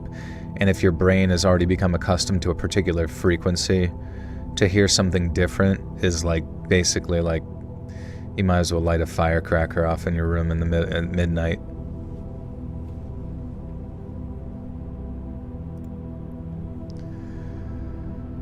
because there was no chapel there, just the darkened charcoal remains of a wooden house of the Lord that had long since been burned to the ground. Why wouldn't the townsfolk dismantle this? To leave a desecrated chapel in this way, it was sacrilege. And then something hit me like a sniper's bullet through the forehead. Where was the church that the folks of Blancheford Creek worshipped? I'd taken for granted that it would be a little walk out of town, as was customary, to give the worshippers time to think of their confessions or what they wanted their prayers about. Also to keep the church or chapel a little ways away from the regular sins of a standard village. There are other reasons for the positioning of the houses of the holy too, but to explain them would require essays on King Solomon and Joelle, are you up for adoption? I want to drain your Katrina chrome. Stay away from my chrome, bro. I'm chromed from tip to zip. My ride is pimped out, bro. Stay away. I could not be more relaxed at this moment. When people get all jacked up over others' comments, it just floats my boat. Yeah. It is kind of strange sometimes just to think about the attention economy and just anger. Like whenever I see, just stuff like so-and-so is all really mad. Like really mad. Like I don't even know. Just like when I see people get really mad at like a particular person for what they said or what they think or all this kind of stuff. It's just like such an abnormal thing to me. You know what I mean? I've heard people say some pretty disagreeable things that I don't care about, and I'm just like, I don't know. There's just a natural instinct for me to just be like, roll my eyes and be like, whatever, retard. And then just like move on with my life, because I feel like pretty secure in my own internal thinking. But it always seems like very strange, like how easily baited to rage people are. And yeah, rage bait is very profitable. I just never really understand how people don't have control over their emotions to the extent that they need to yell about shit on the internet for no reason. It's the only channel. My scary stories is all my go-to for trying to listen to something and sleep. No worries. Crazy thing, I remember you doing a story about disappeared people, and it was my brother who was in the Navy or something. He went crazy over what he knew and couldn't say. Oh yeah, I do recall that, yeah.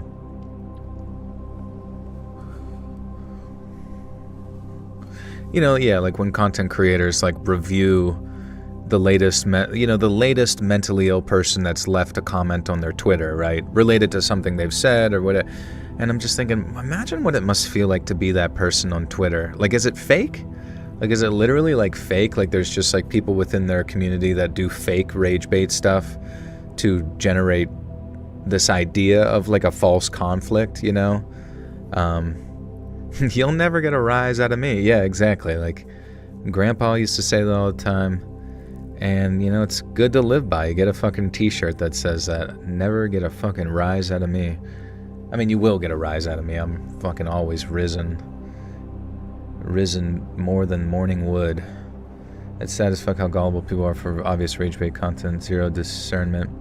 And it's getting boring. Like, there's really nothing to get upset about anymore, Like, it sucks. Like, you're just not really surprised anymore, and you're kind of desensitized towards it all. It's just like, how do you even, like, how does one get really, really mad about some shit? Like, I get, like, hypocrisy. Hypocrisy can seem very annoying. It was a hypocrisy that got, I don't know. In my hometown, the oldest city in Canada, a large port on the edge of the Atlantic Ocean has just undergone millions of investment for cargo ship uploading by DP World. Double Penetration World. What is DP World? Is that China? I remember hearing that like China was buying up like various ports and stuff.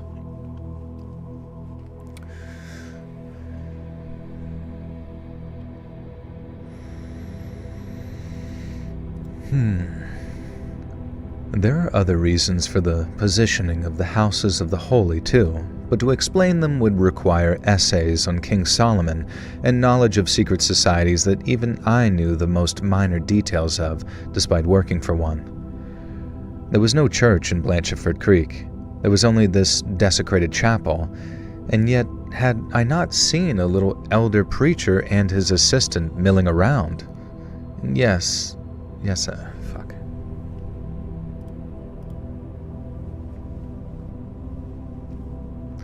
The masses scream for the Cowboys to destroy the Eagles.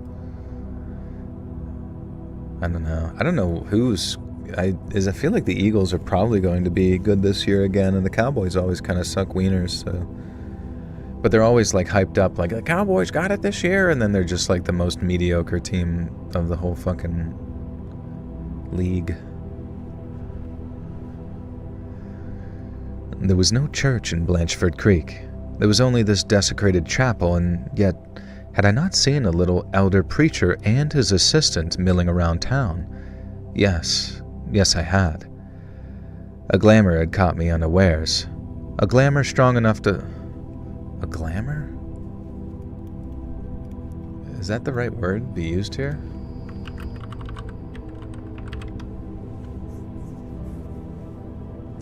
How do you @ I'm so well versed in social media. Why isn't the normal working? Oh, you should do @ and then you start to type their name and it should bring it up and you can click it. And then just press space and then it should be like clear to @ somebody. It's kind of not super easy, but once you figure it out. Okay, so glamour, also attractive, exciting, wouldn't it be a glimmer?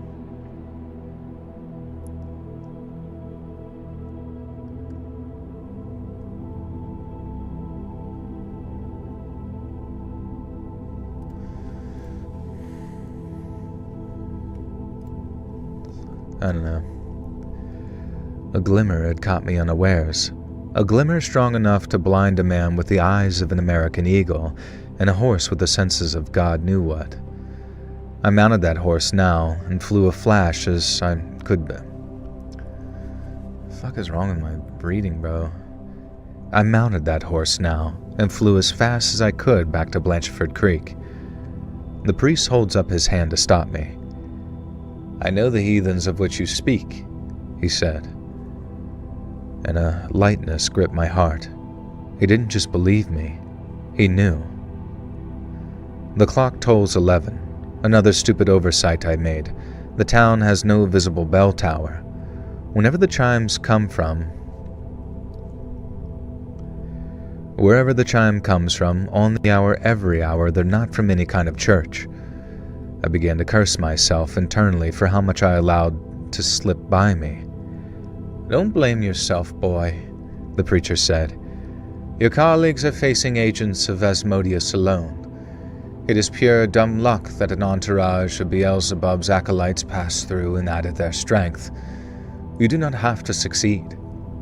Asmodeus's agents in London had completed his role in the ritual, true, as the Tibetan, and time is a little more pressing. What the fuck? I don't understand these commas, bro. You do not have to succeed.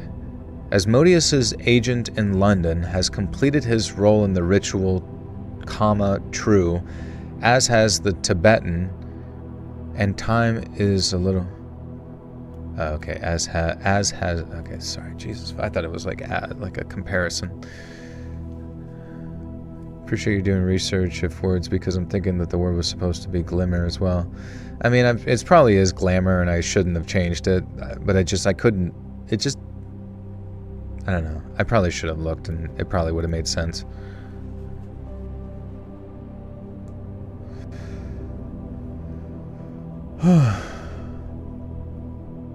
Asmodeus's agent in London had completed his role in the ritual. True. Why the fuck is this hard? Asmodeus's agent in London has completed his role in the ritual. True. As has... Okay.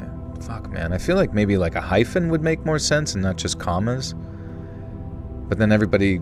Every time you use a hyphen, everybody... Do you ever notice that now on comments? If you use a hyphen to respond to something, people say you're ChatGPT because ChatGPT uses hyphens. But it's like hyphens are important in grammatical breaks, you know? Asmodeus's agent in London has completed his role in the ritual. True, as has the Tibetan, and time is a little more pressing. But while you will fail thanks to Beelzebub's meddling, there are still 3 of the best holy agents who stride the astral plane. Only one need succeed. Do not trouble yourself. Simply focus on leaving this Blancheford Creek, for it is infested with demons. Escape and don't look back. Virgil is safe out of town, I've assured you. I don't know, who am I right now? I'm still the priest or some shit in this dialogue?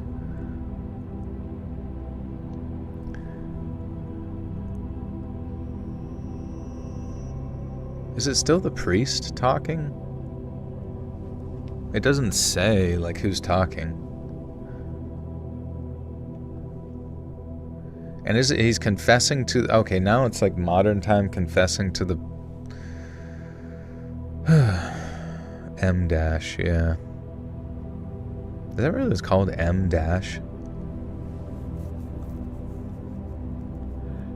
It's the M dash, a longer hyphen. Oh, okay. Yeah. M dash is useful. I like M dash. M dash lets me know that something's like kind of like you're doing a side note to your thing, you know, because there's a lot of ways to do it. Like you can do pauses for like commas to pause between what you're about to say, but then M dash to do a side note, and then like an even quicker side note you could do in parentheses. You know, it's just, I don't know. They're stopping cars, forming roadblocks, settling cars and housing on fire with anyone who isn't local inside them. What are you talking about? What's happening? Crazy people? ISIS is back? Do not trouble yourself. Simply focus on leaving this Blancheford Creek, for it is infested with demons. Escape, and don't look back. Virgil is safe out of town. I've insured you. You need simply leave. Write this off as an impossible mission.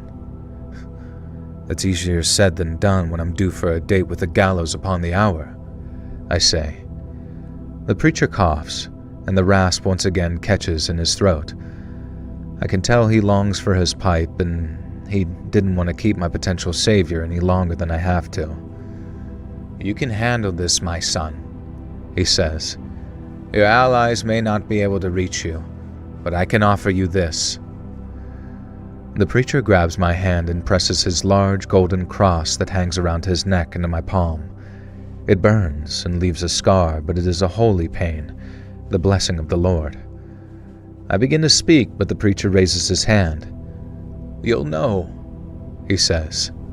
Stands up, and as he walks to the cell door, I notice the deep thudding sounds of his boots. They are made of leather.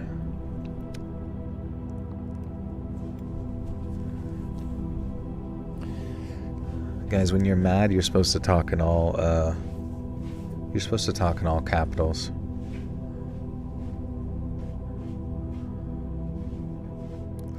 Anyone who is used to writing essays, has studied literature, or is well read. Writers just as ChatGPT does. In fact, ChatGPT was modeled after their writing. But it's just dumb because people aren't used to like seeing the M dash, so now if they see it more frequently, they're like, that's a pattern I noticed, and it's a pattern that's written by AI. And so therefore, your response is AI instead of just like normal.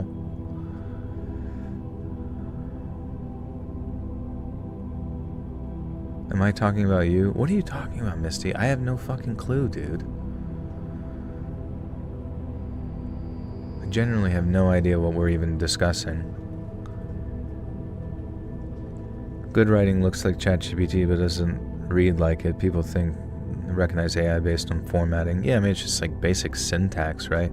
What's up, Polar Bear? How we doing? You really love me? Love you too, bro. Good to see ya. Pattern recognize. I pretty much have pattern recognition skills. And to me, it looks like your AI. My cat's playing with a bottle.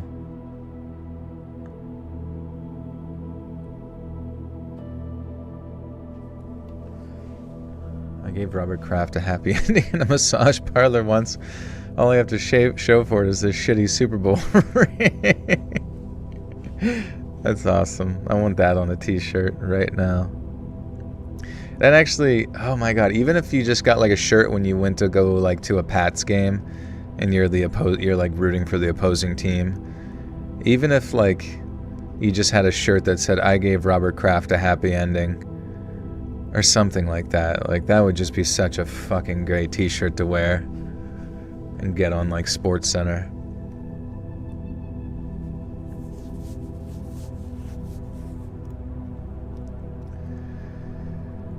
They are made of leather that causes me envy and a design that looks as if it comes from out of time.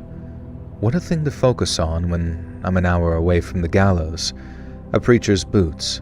It's the last thought that I have as I lay on my... I don't even know what's going on in the story. It's the last thought that I have as I lay back on the bed and instantly... I seen it. Wasn't he on his ex-girlfriend's audition tape for a movie? I don't know. Pat, how's med school? Tell me what you're learning in med school right now, and it better not be bullshit. I will know if it's bullshit. What a thing to focus on. When I'm an hour away from the gallows, a preacher's boots. Is the last thoughts that I have as I lay back on the bed and instantly sink into the safe, cold abyss.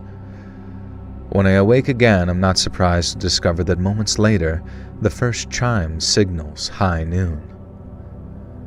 Before the arrest. As I rode back into town, urgently hoping I wasn't too late and that Asmodeus's minions hadn't taken the remaining victims, I was met with 2 bodies lying in the red sand. The townsfolk stood around, staring in my direction. The glamour of the town and the people flickered now. It hardly mattered. I could see the occasional truth of the servants of Asmodeus. Their beauty, elven and angelic, alternating with an ugliness that cannot be put into words. The town flickered in and out of focus, an idyllic western frontier town untouched by vice and filled with virtue one moment, and then a haven of scorched gambling venues and opium dens filled with emaciated, lust-filled prisoners in the other. The glamour.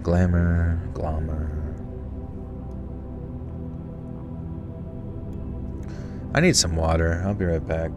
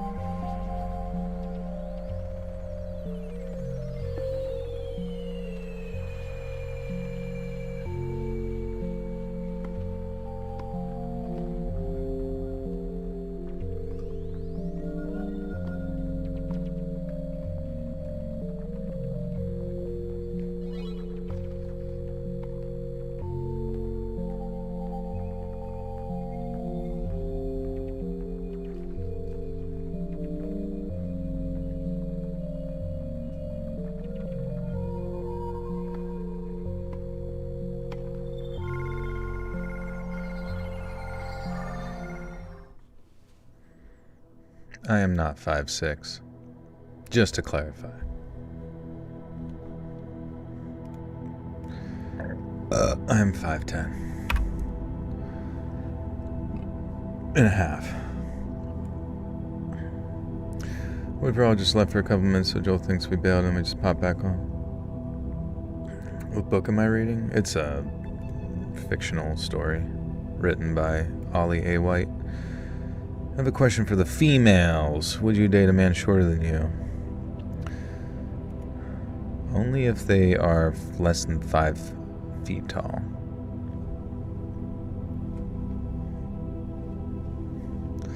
Yeah, I sniped that comment because normally Amber says truthful stuff like conspiracy theories, and then all of a sudden came out of nowhere with 5'6", and I'm like, where the fuck did you even get that from? I'm a proud Guatemalan, 4'11". Am I okay? I seem down. No, I'm good. I just want you guys to ask me questions that are tantalizing.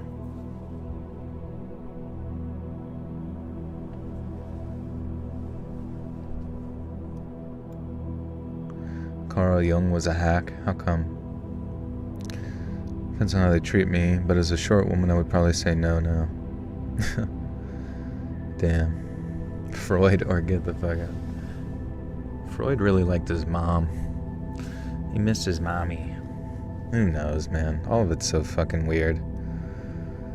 Like, I don't even know. Like, at the end of the day, like, modern psychologists and all that kind of stuff really are just, like, modern. Like, how are they any different from ancient philosophers? Like, obviously, ancient philosophers cover a much wider ground, but it just still feels like the same sort of line of thought trying to make sense of people, but in a monkey way.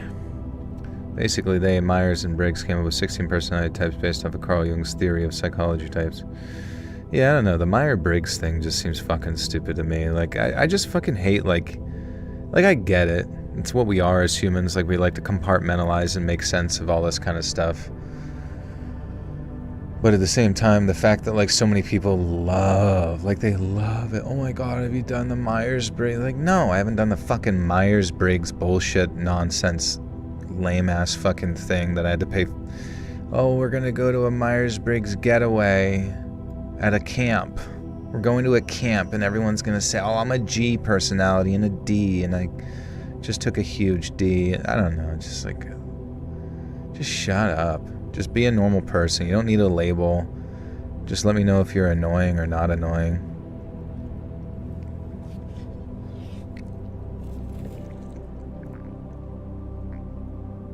Are you too embarrassed to even say your height? I don't think girls can really be embarrassed for their height.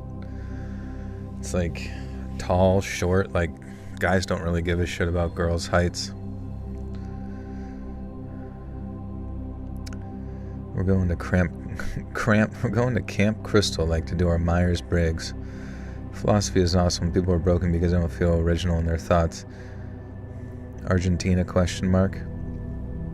That's where we go when the bombs drop, boys. When the fake nukes drop, we're all going to Argentina. Myers-Briggs camps were a ton of fun until the ritualistic cat sacrifice and body tattoo portion of the night. It gets a little weird at that point when they whip out the goat's blood and the orgy juices. I'd date a taller woman for the uppies. She could pick me up like in the Titanic and just hold me up there. We're also ice skating.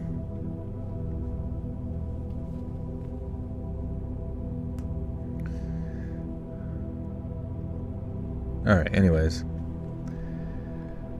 The glamour slowly drifted away, and I saw sexual acts being committed openly on the sand, which ran red and white with juices. Men rutting with women, men rutting with men, women doing unspeakable things, humans devouring each other within the trickery of lust, of Asmodeus. Not a soul among the townsfolk wore a stitch of clothing. Sores covered their bodies, the demons among them reveling in the lustful rebirth of Sodom and Gomorrah that they had corrupted this once God-fearing town into. The sheriff strode up to me. His face was smeared in makeup. His own or some other poor soul's, I had no idea. A tiny flaccid cock hung between his legs, and yet he still spoke to me as a lawman. They had no idea I could see through the glamour yet, I realized. At the same time, I had another realization. On the second body, the organs and pieces of flesh had been sun-baked by the time I'd seen her, and yet the townsfolk were acting as if they'd only just found her. She'd been lying in the center of Main Street for an hour, maybe more, so many clues I missed. This was the curse of their preternatural vision and perfect distancing. Sometimes I missed what was right in front of me, and more than once I had raised the idea with Baba Yaga about team-ups or sidekicks, and while she simply waved me away and muttered something, I got the impression that she was entertaining the idea. But on the subject of lack of vision, the townsfolk had no idea I could see their truth.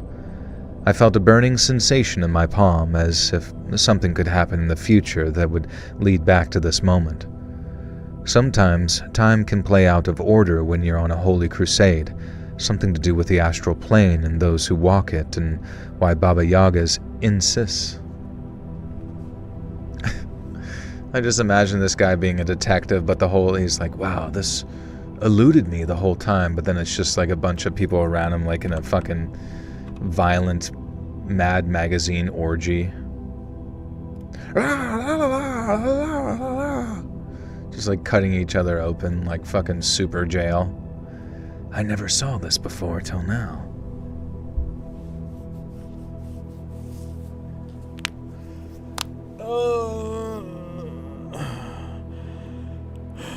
Timmy Two-Turn.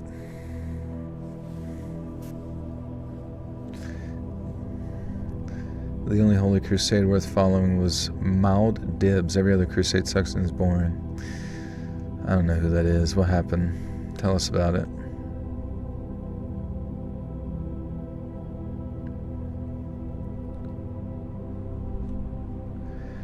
Sometimes, time can play out of order when you're on a holy crusade. Something to do with the astral plane. Something to do with the astral plane and those who walk it, and why Baba Yaga insists with a crack of her stick that we remain in the safe room. I explained to the sheriff that I'd been riding around the creek bed and that I'd discovered the remains of Blancheford Chapel. I asked if there was another church in town, but he didn't bother to answer me. And before I even had a chance to react, he'd handcuffed my hands behind my back, citing numerous witnesses who'd seen me murder both of these women, beloved members of the community, before standing with a pipe and smoking to witness my handiwork. When I'd left, and when I'd returned, he had no explanation, but I was to be locked in the town jail. Do I like basketball? I like playing basketball, but I really couldn't give a shit less about watching it. I know people were losing their minds because LeBron James is traded to the Sixers, but I just don't care. Oh, jail spelled G-A-O-L. Okay. I should read The Big Sleep. What's it about? I don't read, though. I'm sorry. There's all sorts of stuff that I want to hear about and listen to and all that, and I just don't put the work into it.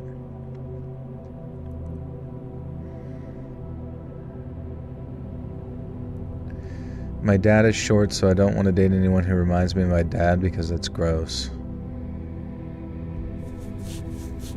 What if your dad was tall? Would you just like not date tall dudes?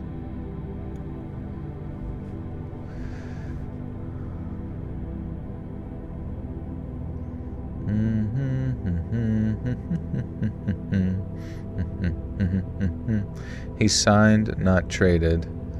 Oh, that's right, yeah. Whatevs. He needs to retire. That's what he needs to do. Go make Space Jam 6. Get the fuck out of here. Honestly, like, once LeBron leaves the league, like, who the fuck are they even gonna... Who are you even gonna watch? Who in the fucking NBA league are you gonna watch that's even, like, remotely entertaining? I say that from complete ignorance because I don't know anybody, but...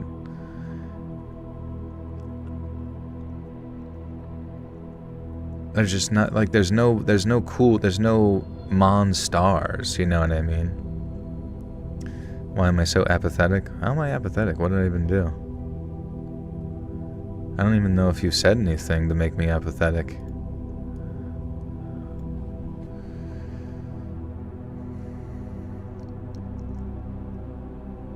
I feel like you guys always assess me in like the most negative light every time. Every time I come into a stream, like, Joel, what's the matter with Bud? What's the matter, Bud? What's going on, big guy? What happened? What happened earlier? How come you're not jerking me off? What's the matter, Jolio? Come on. Need a baba. I need some milk, honestly. That would be good. Some chalky milky.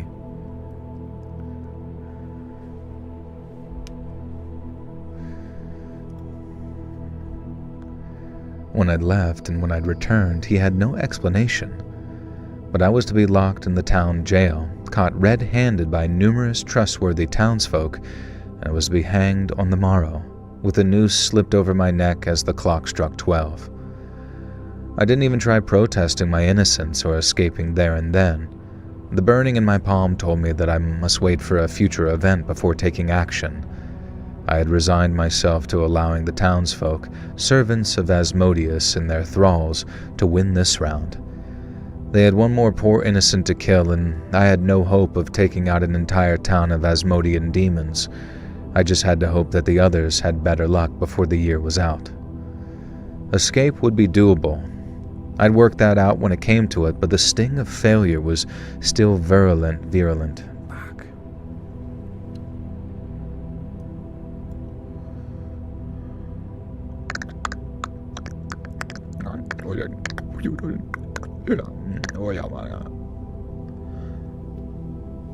I left my wife after I found out that her mother and my mother were both mothers.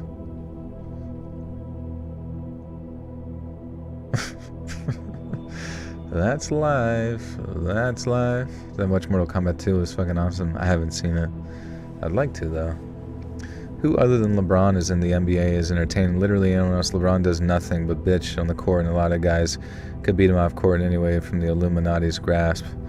Well, that's what I'm saying. Like, I don't even hear... Like, I feel like back in the day when LeBron first came into the league, when he was on the Cavs, there was so many characters, you know what I mean? So many, like, main characters on each team that you could follow that were, like, sick as fuck. I'm not saying that everyone's not great.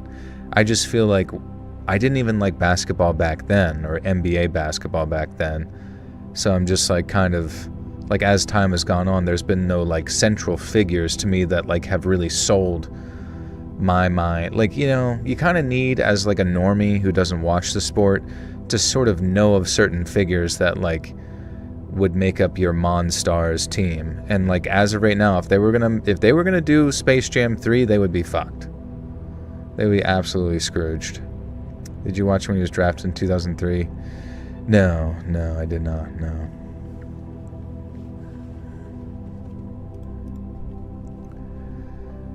But the sting of failure was still virulent as I tossed. I was tossed into their jail. No drunk tank for me either. I was thrown into a windowless, damp brick cell beneath the jailhouse. At least it was cool enough to get some sleep, as exhausted as I was.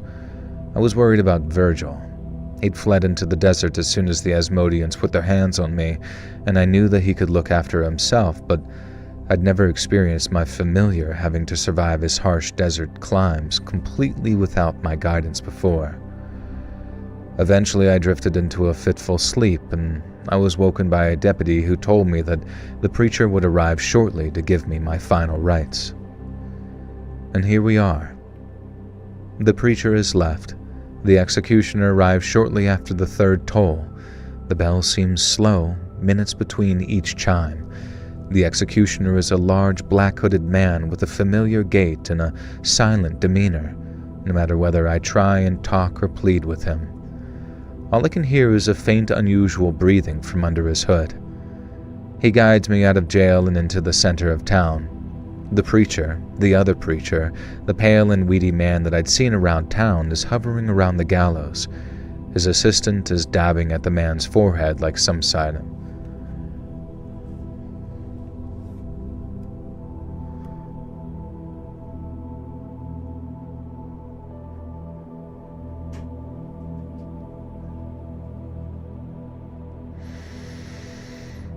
Flat Sixer, thanks, bro. Yeah, we done it many a time. There's no such thing as football season, only Cowboy season. Well, who are you even excited for in the Cowboys this year? Let's look at the Cowboys. Who are the starters for the Dallas Cowboys? Dak Prescott, Javonte Williams, Hunter Lupka, wide receivers CeeDee Lamb, George Pickens, Ryan Flournoy, tight end Jake Ferguson, offensive line Tyler Guyton, Tyler Smith, Cooper Beebe, Tyler Booker, Therese Steele. Okay, defense, we got Quinnen Williams, Otito Ogbonwa, Kenny Clark, Rashan Gary, Donovan Ezeraku. Linebackers, DeMarvion Overshone, D. Winters, Kobe Durant, Darren Bland. Their secondary is always dog shit. Caleb Downs, Jalen Thompson, Malik Hooker. Now Aubrey is the only good one on their team. I'm not trying to be mean, but like Brandon Aubrey is the only good Cowboy.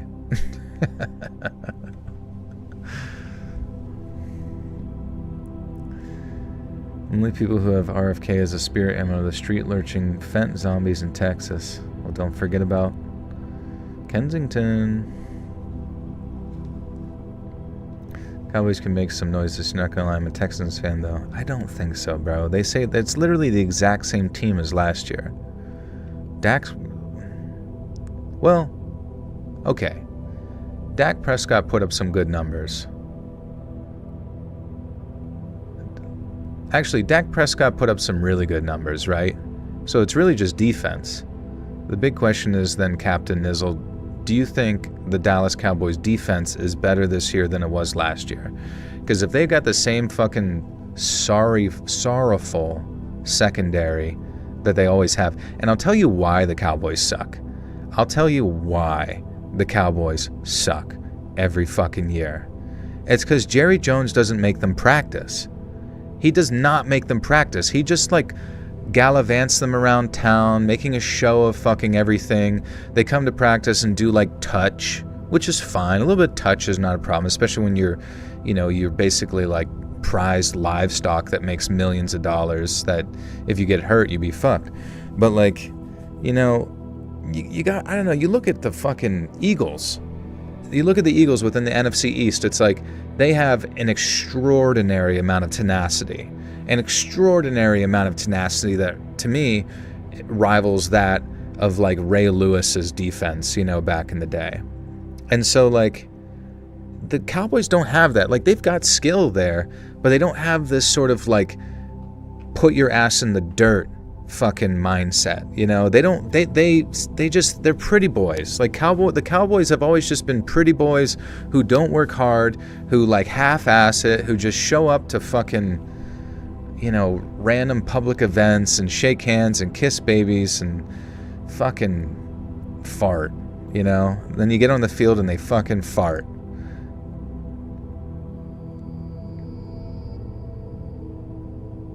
Anyways, until Jerry Jones is dead, the Cowboys are going to suck forever. That's just what it's going to be.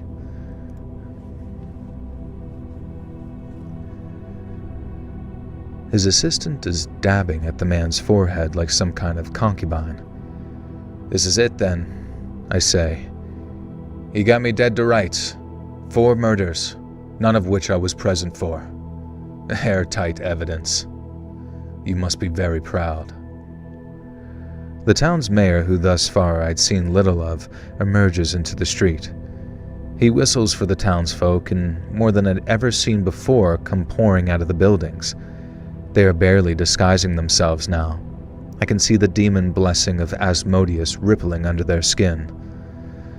Only the sheriff appears to be still fully human, and this meant that he had been chosen to have the full gift of Asmodeus granted to him.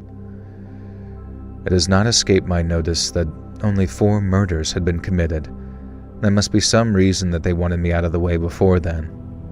Likely, Asmodeus had warned them to get rid of me before the ritual was complete. The executioner drags me up the gallows and loops the rope that hangs from the gallows pole around my neck. Roughly, he drags my arms behind my back and fastens my wrists with rusty metal shackles. There's something about them, something tickling my flesh from the inside. My regular six-shooter has been confiscated before the jail. I could see them now, resting at the mayor's belt, pig of a man, much like others I've encountered recently. He appears to be more of Beelzebub's acolyte than Asmodeus. Imagine this porcine, sweating piglet as being representative.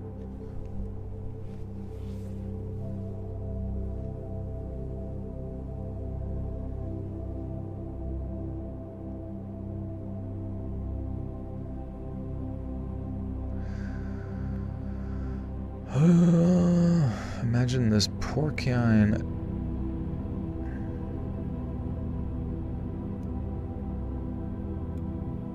I'm triggering your abandonment issues.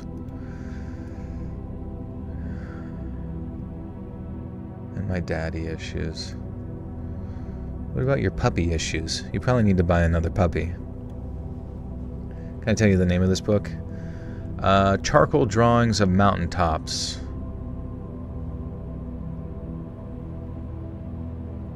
Charcoal Drawings of Mountaintops, yeah. Why am I so purdy? I don't know. It's fucking I honestly probably didn't use a binky when I was a kid. And it kind of like looks-maxed me pretty early on. That's not true. I actually sucked my thumb for most of my like childhood. I thought it was a fucking wiener. No, I'm just kidding. Honestly, I did hear like giving a kid a binky is like one of the worst things you could do for them as like a kid, because it like just like fucks up their maxillar palate. I just made up that term, but you can imagine. Did anything else creepy crawl in your bed near your head since a week or two ago? Oh, right, yeah. So that was the No, but I was telling them that like I had a dream a couple nights ago, and it was very strange. Where like these two demoniac sort of gargoylean red and green creatures that looked more like fat little boogers, right? Any tips for prominent arm veins? You just need to probably join rock climbing or some shit, you know what I mean? If you go and do rock climbing like a couple times a week and you try to stay lean, you know, because veins really just come down to leanness, but obviously you need some musculature as well, you know, to some degree. So just the best way to get some of the best upper body muscle, at least within the calisthenics realm, is probably doing like rock climbing or whatever. But yeah, just being lean also. You can also do forearm stuff like the whole like rice bucket rotations, right, and some other forearm bullshit. So these gargoylean boogers were sitting on my, you know, drawer, my clothes drawer, desk thing, and like, I don't know, they were like discussing what to do with me or whatever, or something of that. I don't know what they were discussing, but then I was awoken by the sound of one of my items on that thing falling off of it and hitting the ground and kind of making like a clatter. And then the clatter is what woke me up, remembering the dream. But then as I woke up, I was saying what they were saying, like almost like a continuation of it, you know? So who knows, maybe that was what walked across next to my head previously. These little sort of sleep paralysis daemonians. But whatever it is I get myself into trouble with, I presume that I will be astrally projected or protected by some sort of higher being, whether that be Christ or his angelics.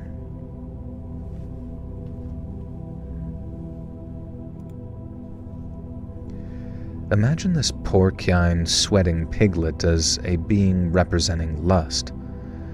The rope is tied around my neck. I can barely balance on the stool below me, and as soon as the lever is pulled, the drop will be a long one. I've survived a lot, but Even I don't think that I could get myself out of a severed spine. As the executioner locks the shackles, he leans down and coughs beside my ear, and then I hear it, that familiar rasp. Then the executioner steps away and does something unconventional. He leaves the gallows frame. He walks into the center of the crowd and removes his executioner's hood. "I am a traveling preacher," he booms, and it is indeed my ally from before. "I've come to you from the Lord himself, and I have been tasked with ensuring that this one truly receives what he deserves." The Asmodeans begin to look uncomfortable. This wasn't how it was supposed to go, but their master works in mysterious ways. The preacher holds up a Bible, and on it I see a familiar sigil, the sigil of our order, millennia old. In his other hand, he grisps. Actually, it'd be a good word. I'm going to type that into chat. Can you guys determine if this is a real word? Grisp. Chat, can you look up grisp? Are you doing more push-ups today? I can try. How many do you want me to do now? How many do you want me to do now? How many grisps? Can we get a fact check on Grisp? I think Grisp was one of the McDonald's characters. Short for Greasy Crisp. Pronounce it Gwisp.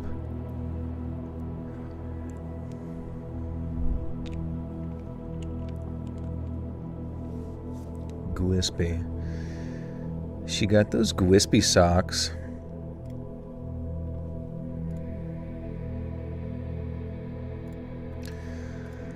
Oh, boy.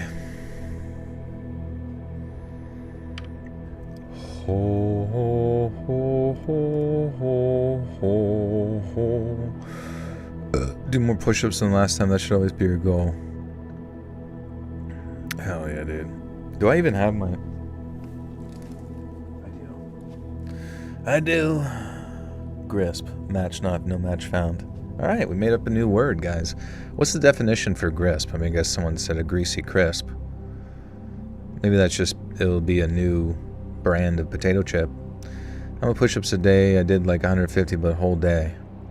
How much push-ups a day? I did like 150 but whole day. You're asking me how many you should do? Just keep going. Just keep doing them until you're really good at them. But 150 a day sounds like a good goal. If you did 150 a day, if you did 150 push-ups, 300 air squats, and like, what else? 100 pull-ups, or maybe we'll say like 75 pull-ups, and maybe 100 sit-ups, I think you'd be in a good spot, honestly. The word grisp is an obsolete Middle English verb formed by blending grip and grasp. It means to grip, clutch, or seize. I'm grisping you. I'm giving you a very strong grasp. My grandfather grabbed me. He had a very tight grasp. Her pootie tang was very grispy. Firmly grisp it.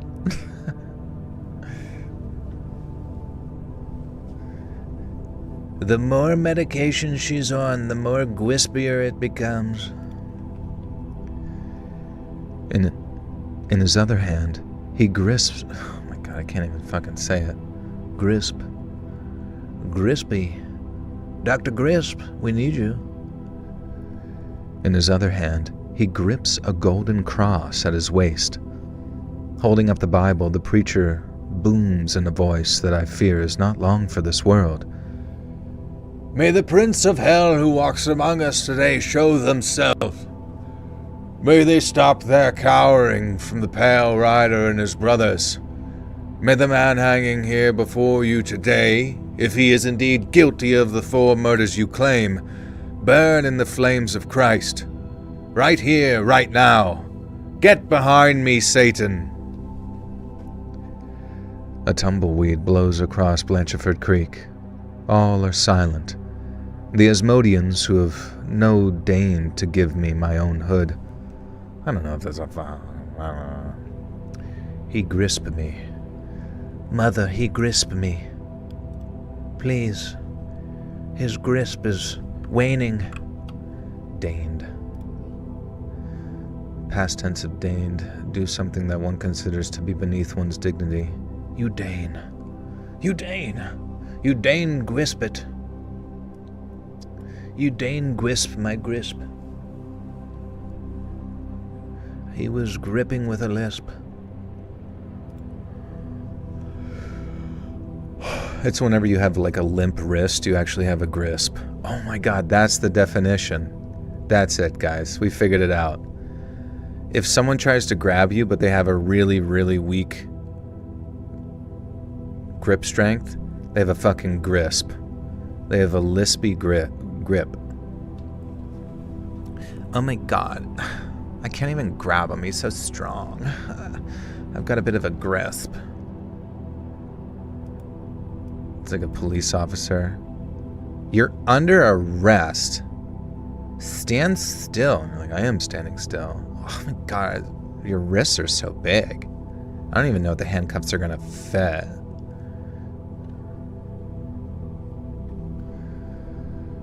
The Asmodeans, who have not deigned to give me my own hood so I can die in darkness, are looking around as if ready to run. No? The preacher says. Then may the Lord be with you. With a flick of his wrist, he tosses his golden cross sharpened to a point in my direction. It flies in a perfect arc, and instinctively I raise my hand upon which he has placed the holy brand. Then I catch the cross perfectly, and in doing so, it severs the rope around my neck. The cross disintegrates in my hand. Immediately I reach up, grab the remains of the rope, and swing myself on top of the gallows pole. The Asmodeans may have taken my regular six-shooters, but they are not my gift. I touch my hands to my chest in the shape of a cross, and there manifest my own gifts from the Lord. Chaos erupts. The Asmodeans drop all pretense now, turning into the familiar lust-driven demons I've fought time and again. Perhaps not this many, though, and perhaps not alone. Although I have my preacher friend who is dissipating before my very eyes, he holds his cross heavenward, and the holy light takes out a few of the demons as he leaves. I don't have time to think about him. He's not one of the 6 I work with, and that implies there are more of us. Whether they work for Baba Yaga or one of the other holy orders, I do not know. I just hope that I get to see the preacher again, should I survive this. Unlike most demons, Asmodeans cannot fly. What need doesn't lust... I feel like it switches between old, semi-old English, but not. What's the original context of the word grisp? I guess that context would probably be about 10 minutes ago. Joel should have been on SNL. Dude, I actually think it'd be a living hell to have to be on SNL. Because that's your life, right?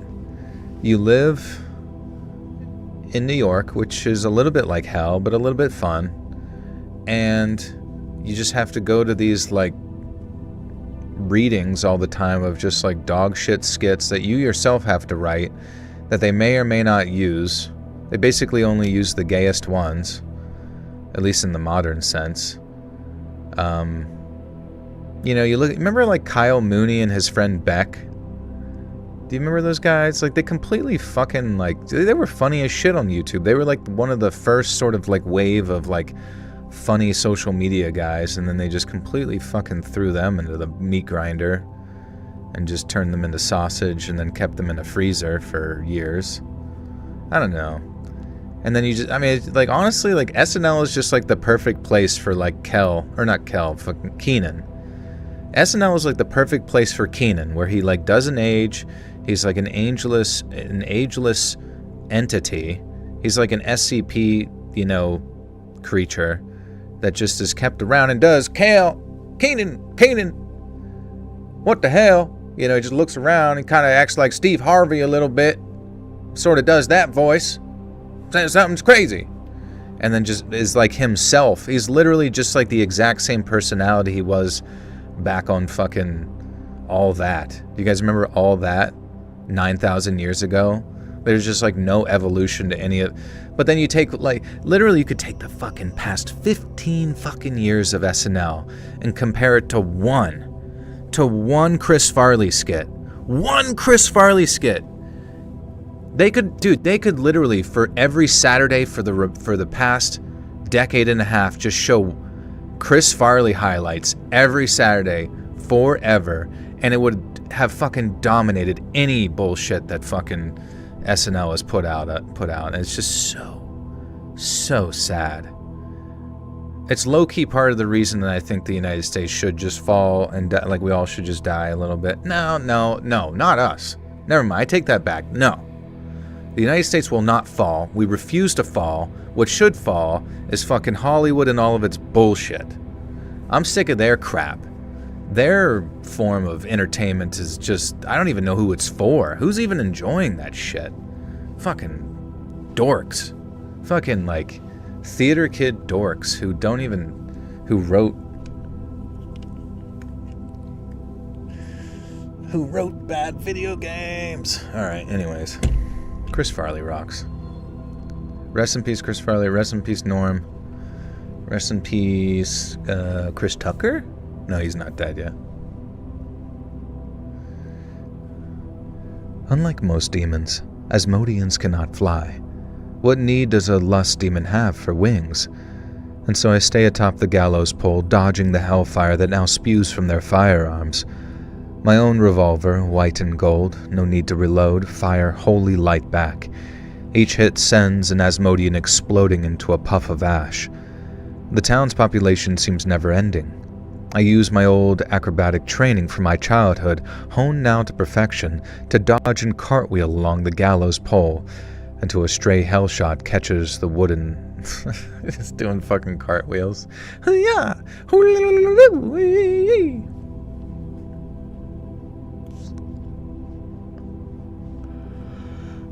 Did they do a good burger too? I hope so, man. They need to bring it back. Phil Hartman. Who's Phil Hartman? That sounds so familiar. Oh yeah. Wow, I forgot about him. Yeah, he was always kind of like some background character in all these comedy movies, but he was always very good. You kind of like low-key don't appreciate some of those people because they always do such a good job.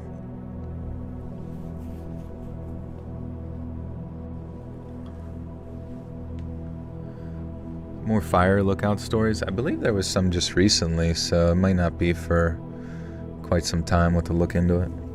Turd Ferguson.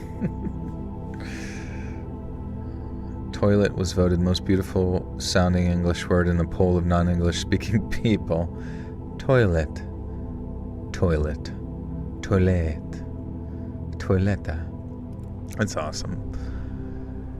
I use my old acrobatic training from my childhood, honed now to perfection, to dodge and cartwheel along the gallows pole, until a stray hellshot catches the wood alight and I'm forced to leap backwards into an area with the least demons. These Asmodeans are newly birthed. These Asmodeans are newly birthed. They have the aim of a blind sheep, and even so, fire catches and spreads in the heat, and while a newly birthed Asmodean's power level would do little more than sting me like a wasp, 10 or so shots at once would be enough to at least have me calling Virgil for rescue. The fight goes on for what felt like forever. I feel a sense of glorious satisfaction as I land a hit with both my holy revolvers in the fake Asmodean priest's eyes. His assistant runs to him, almost as if humans' feelings still remain, and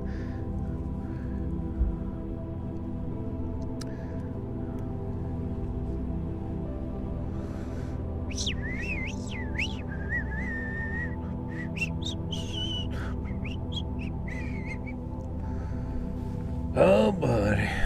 Oh boy, oh boy, oh boy.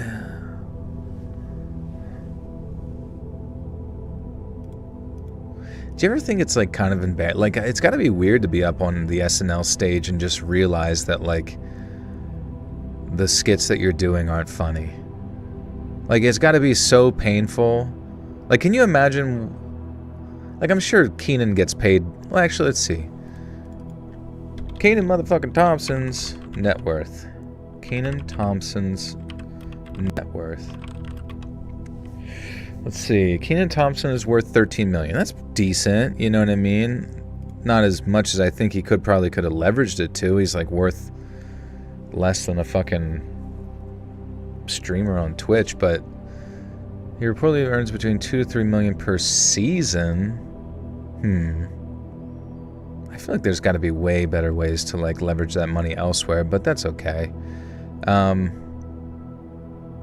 But I don't know. I mean, I was just imagining, like, to be Kenan Thompson on one of those episodes and you're just like, this is stupid as fuck. And then you get home and you're watching, like, Instagram reels and you're, like, scrolling on Instagram for, like, 15 minutes while you're taking a shit is somehow, like, way funnier to you than anything anybody in the writer room has, like, said.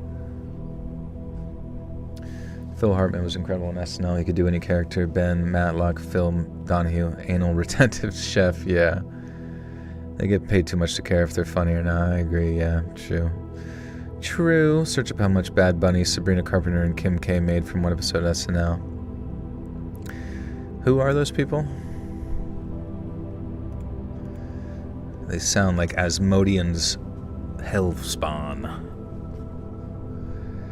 His assistant runs to him, almost as if human feelings still remain, and plant another 6 bullets in his back, causing him to explode in ash all over his dying master, who soon follows suit. Finally, after what has felt like 40 days and 40 nights, only 3 of us remain. The sheriff, the mayor, and myself. The sheriff begins storming towards where I've held up, near the water's troughs, good for... How about a video of your own personal horror stories or horror stories from viewers while listening to your stories? Horror stories from viewers while listening to...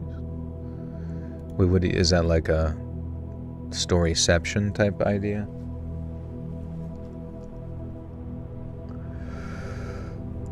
Guys, who's your least favorite celebrity right now? I want to farm your hate loosh.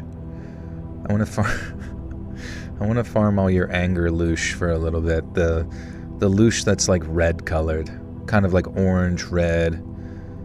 I want you to start with a little bit of a yellow and build up to like orange and red, if you can.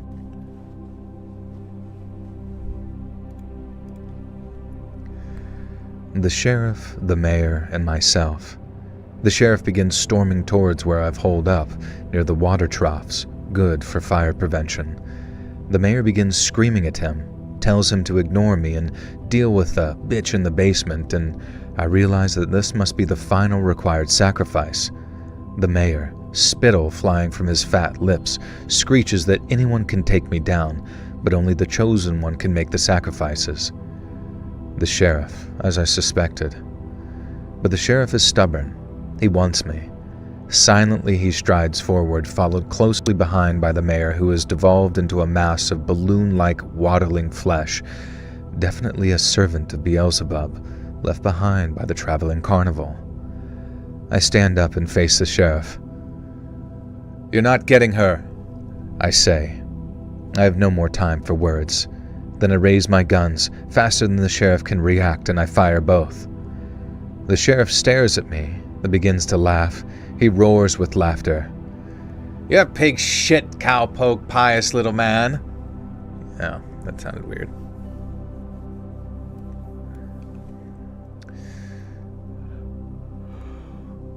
Elon Musk. Oh, Amber, you might realize this, as well as anybody else. Remember how we talked about how Elon Musk was,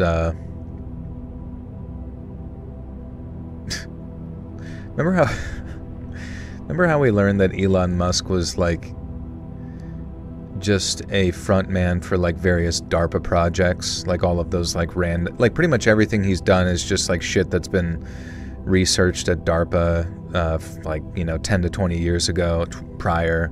And basically the way that they, like, slowly ease the public into it is, like, through laundering it through, like, these like sort of celebrity-like figures. I mean, he might not be human as well, like he might be some type of cyborgian of sorts. But how strange is that? Is that like the abstract connections of like Elon Musk to like Stanford and DARPA, right? And then you have, Mark Zuckerberg and his creation of Facebook, like the day after LifeLog is stopped, and LifeLog was like created by those intelligence agencies to like, it was basically like a type form of social media where like everybody just freely gives their information away, and then it stops, and then Facebook is formed or whatever. And then on top of that, I come to find that what's his name? Jeff Bezos' grandfather. Jeff Bezos' grandfather, Lawrence Preston Guise, was a key regional director and official who helped set up the precursor to DARPA. He worked for the U.S. Atomic Energy Commission and managed regional operations for the Department of Defense's Advanced Research Projects Agency, ARPA, later renamed DARPA. LP Guise helped oversee it and administer regional federal defense research projects during the foundational era of the Pentagon's Advanced Research Agency. He later served as high-ranking official for the U.S. Atomic Energy Commission in the 1960s. His influence upon Jeff Bezos, who spent summers from age 4 to 16 working on his grandfather's ranch in South Texas. His grandfather taught him resourcefulness, practical problem-solving, and how to fix heavy machinery independently. But how weird is that, guys? All of the big motherfucking tech people that we think are just like these independent billionaires are literally just like potentially, and allegedly, front men for the military. Like the military just like pick these random dudes who like have some sort of nepotistic connection to be the, laundering vessel of these products that they want to connect to the general public and population. It's just very weird to me, Does anybody find it strange? NASA was ran by Nazis. We have crazy as... Yeah, I mean, all that Operation Paperclip, all that kind of shit.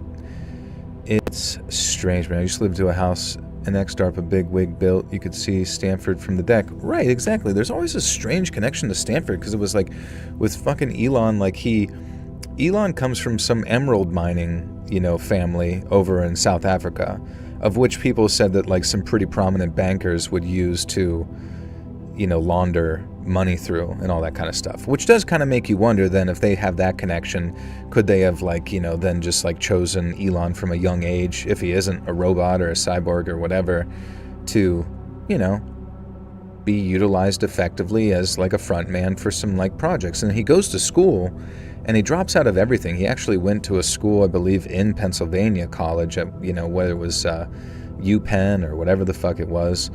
And then he drops out and goes to Stanford, and he's only there for 2 weeks, in which he then makes his connections to like the PayPal mafia, which includes Peter Thiel, who Peter Thiel, he's like the head of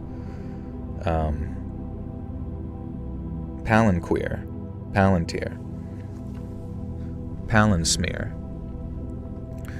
I don't believe any of the official backstories. They can make up anything about their past and public will believe it. Yeah, I mean, it's just strange because it's like then we sort of like see him all, as this sort of like prominent figure. Oh, he's associated with Trump, blah, blah, blah. But then it's like if Trump himself is also like sort of controlled from a young age or whatever and has these like abstract connections to intelligence agencies through, characters like Epstein, you really have to sit there and start to wonder to yourself, is there literally anyone that's like prominent within like news media, within like the political system, within these tech companies that is even remotely not controlled? You know what I mean? Is there anything organic? Like, is it all just like one big show? Like, are we literally on just like some Shakespearean stage? And it's not that we have any control over how the play plays out. It's just we basically have to just not get in the way.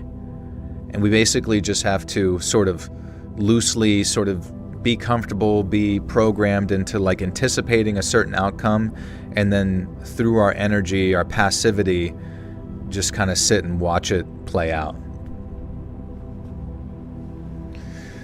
I'm not sure what guest was on Joe Rogan, but they were talking about Stanford and how they have a science department that has unlimited money, tens of billions in grants and research money. Well, that's the same thing. It's like, why did Elon, you know, coming out of there with like next to no experience related to his SpaceX stuff, immediately get all these like government program, you know, government grants and, you know, military contracts to do different rocket contracts? And I don't know, to me it just, something about it just does not fucking add up at all. Jack Parsons was, according to the Werner von Braun, the real father of the American space program. Another layer of intrigue. Jack Parsons, good friends with Ron Hubbard. Right, yeah, and the fucking, what was that religion called? Scientology. L. Ron Hubbard, friend of the show.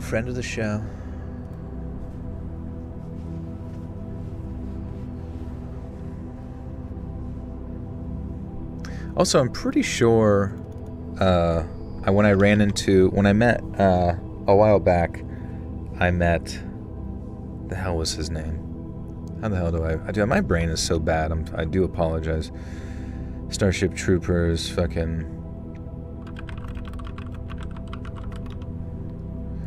Michael Ironside. When I met Michael Ironside, I think he's told me that he was going to be in he's going to be playing Aleister Crowley in a movie.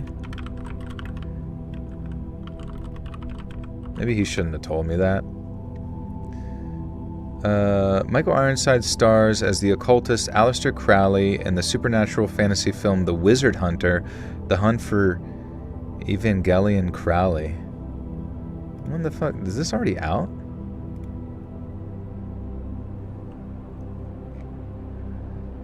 When's this from? A bounty hunter of lost masterpieces at the end of his tasks, but one last assignment by a mysterious countess will force him to discover his dark legacy. What the hell? This is literally the story we're reading right now. When did this come out? I don't even have a date. 2005? I don't know. Whatever. I just remember I thought it was really funny when he was telling me about it, because he's like, the check is currently in, my brain is, everything is just, I think once my brain starts like firing, I become autistic. It's actually bad.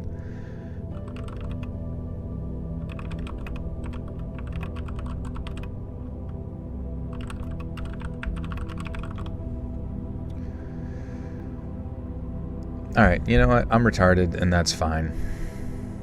I've drank too much diet soda, and this is what happens to me. This is what I get. I get early onset dementia, basically used up all my sugar juice for the night.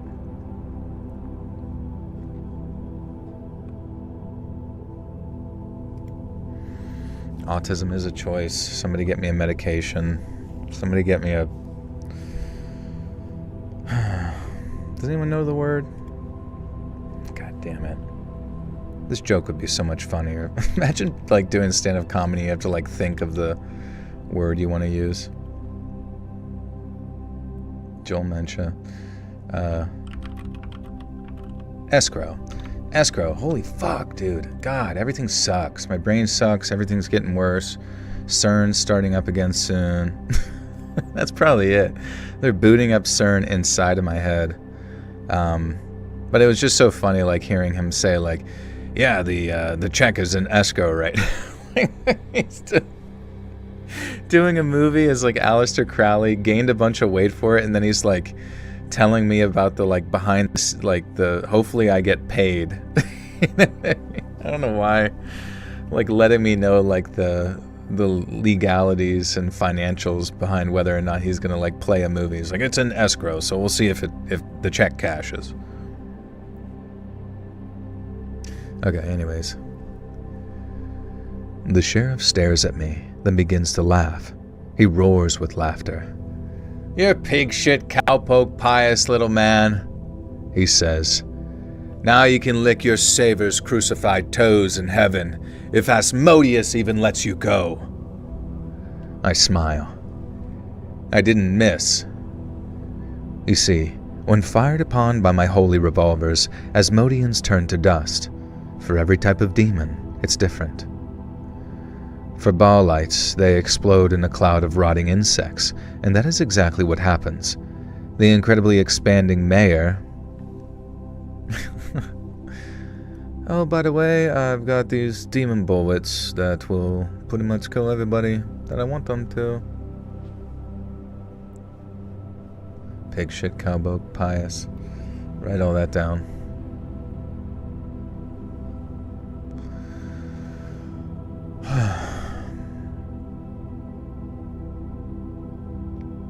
I think I need to be beat up. I think I need to be thrown into like a... maybe like a mud pit. And just barely make it out within an inch of my life. And just to be like woken back up, you know what I mean? Do you guys ever think that? Or like just to really come back to reality or where you are in life, you kind of just like need a sort of semi life or death experience, near death experience. Just to kind of be like, oh shit, that woke me up. I need to be assassinated. I need to have a near miss situation where it hits my ear and it goes into the guy behind me.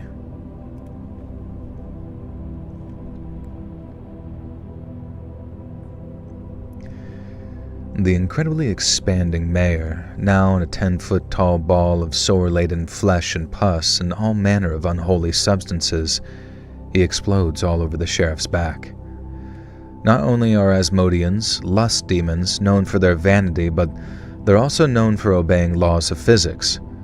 The sheriff flies forward, every possible look of hatred passing across his face, as I fire a Shinger Burrit. The ever-expanding mayor. Suspiciously subjective. Yeah, this whole story is just an allegory for a boner. A boner with a big vein, which is the creek. The vein's getting smaller as time goes on. I got wrecked once by this dude. He threw me into the air into a bar stool and it fucking hurt. It's awesome. Did you get hurt or did you wake up? Did you stop being whatever you were that got you there? Let's get just a little bit of a coma going.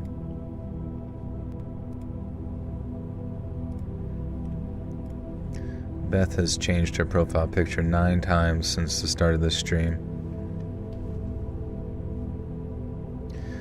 I've hit too many of those slow-burning ones that I don't realize until later how close I was. Fake hits your ear. Like pump fake, like... Oh.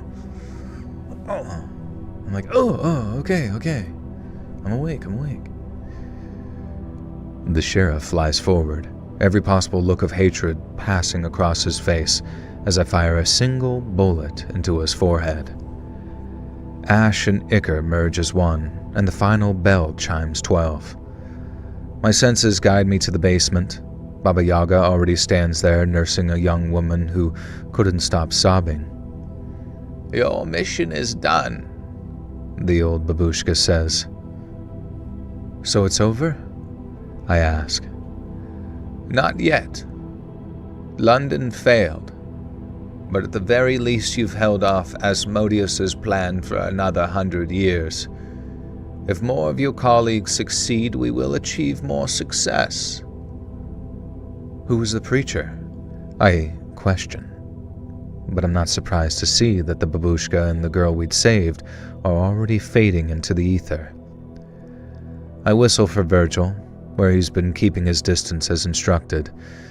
In the blazing sun, I set a light to anything that remains of Blancheford Creek. And then, I pat Virgil's black flank. His blank splank. I was near the ceiling when I was 3 in an operating room. Oh, that's crazy. I had an out-of-body experience when I was 15. I saw my body on the floor, and that definitely made me appreciate life. What happened? Took too much salvia.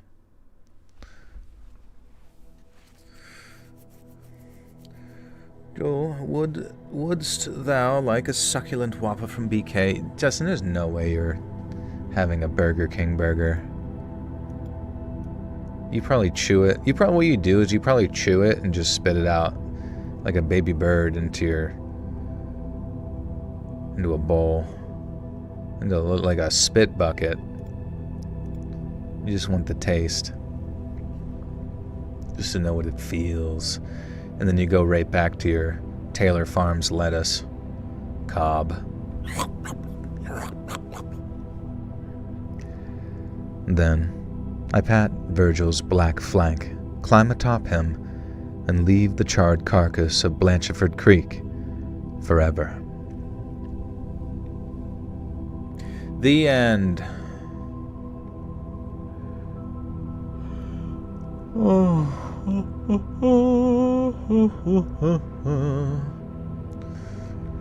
Alright. So that was story 1. What'd you guys think? Honest thoughts. Honest thoughts on that story.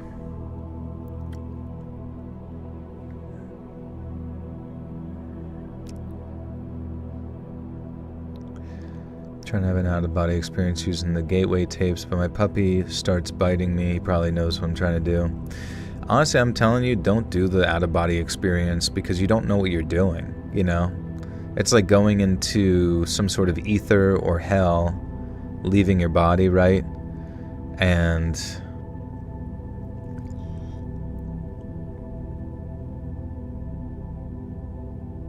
you know, you just don't know what you're going to come across, like these dark beings of nothingness filled with absolute hatred who have been there for, you know, time immemorial, and they just stare at you with a cold drool. Something warm. A vessel. Pray.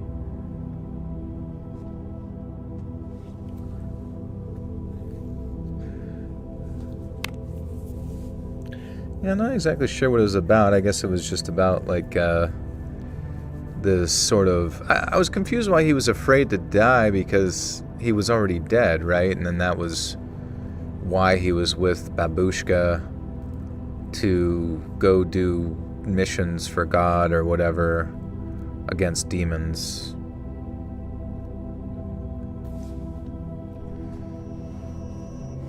I heard some people can't get back into the body after astral projecting. Yeah, I mean, you don't know. And then, like, what's the outside world supposed to think? They're like, oh, you just died in your sleep, or you're in a coma for whatever reason, but they don't know that you're, like, trapped somewhere. Or who knows, maybe even, like, a dark entity takes over you instead and runs the show.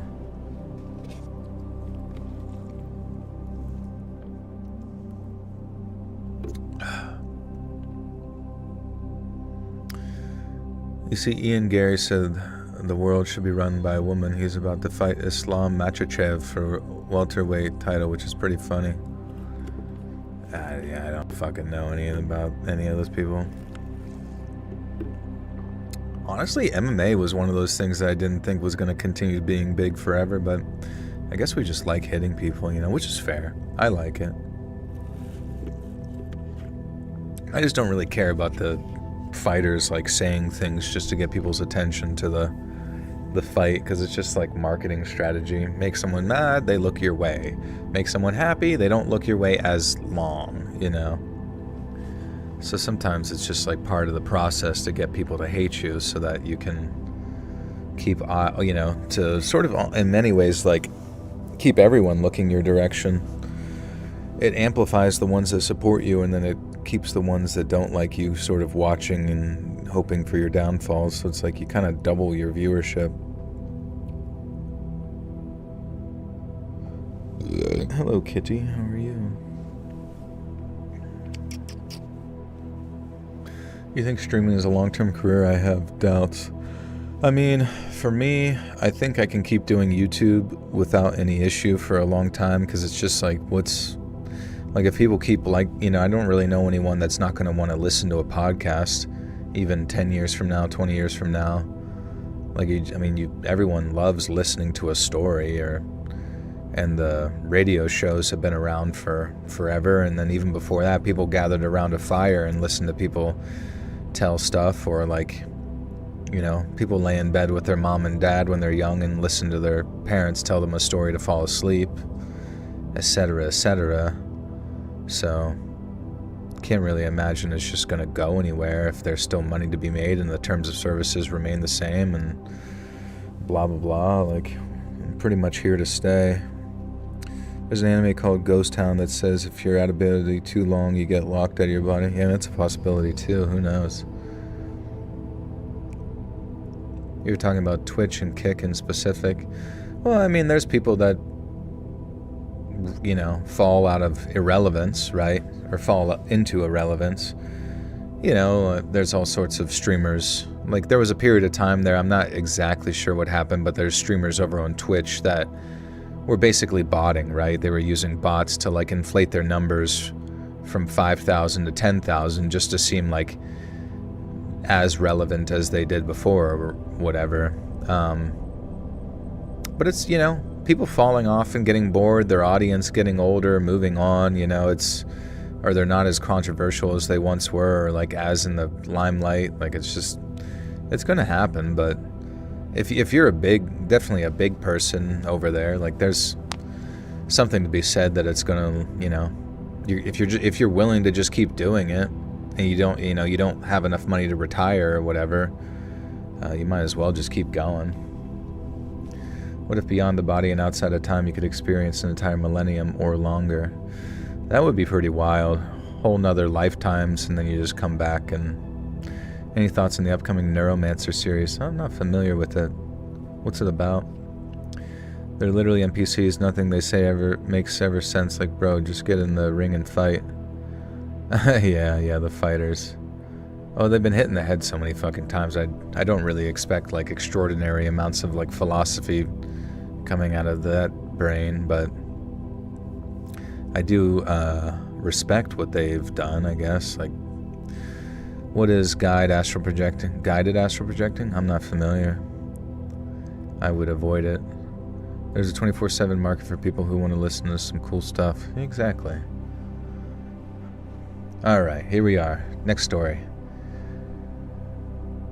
Ohio, 1993.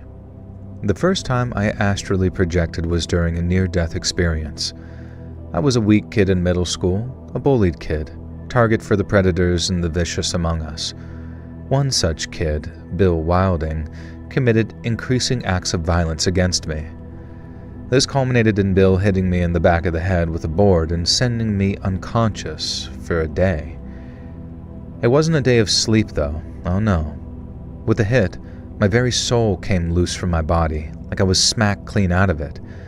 And there I hovered, ghost-like, watching as Bill dropped the plank in shock and his lips started trembling. I think he was suddenly terrified he'd killed me. Bill ran to grab an adult, and I was just left there pondering the nature of existence. This first time I was too scared to travel much of a distance from my body, so I just sort of hung around idly, wondering what to do until the paramedics came along. Weirdly, I wasn't afraid, and at no point did I consider that I might have died. I guess from the fact that I could see my body breathing, but also I just knew what had happened, that my consciousness had been knocked free from my body. In fact, the only uncomfortable thing about my whole experience was the crackling in my ears. It sounded like insects or flies had taken nest in my head, and eventually even that sound faded away. Faded.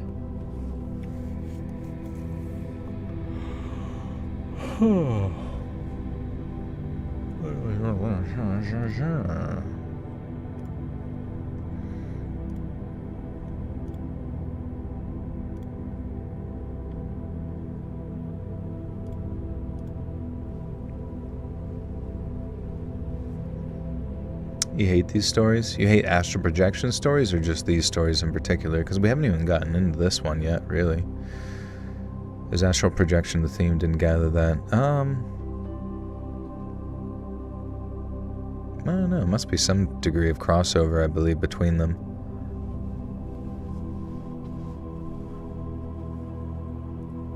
I was our teacher of learning witch skills, but our teacher was a hypnotist and guided us in astral projection, but he helped me up and let me out of the room. I appreciated that.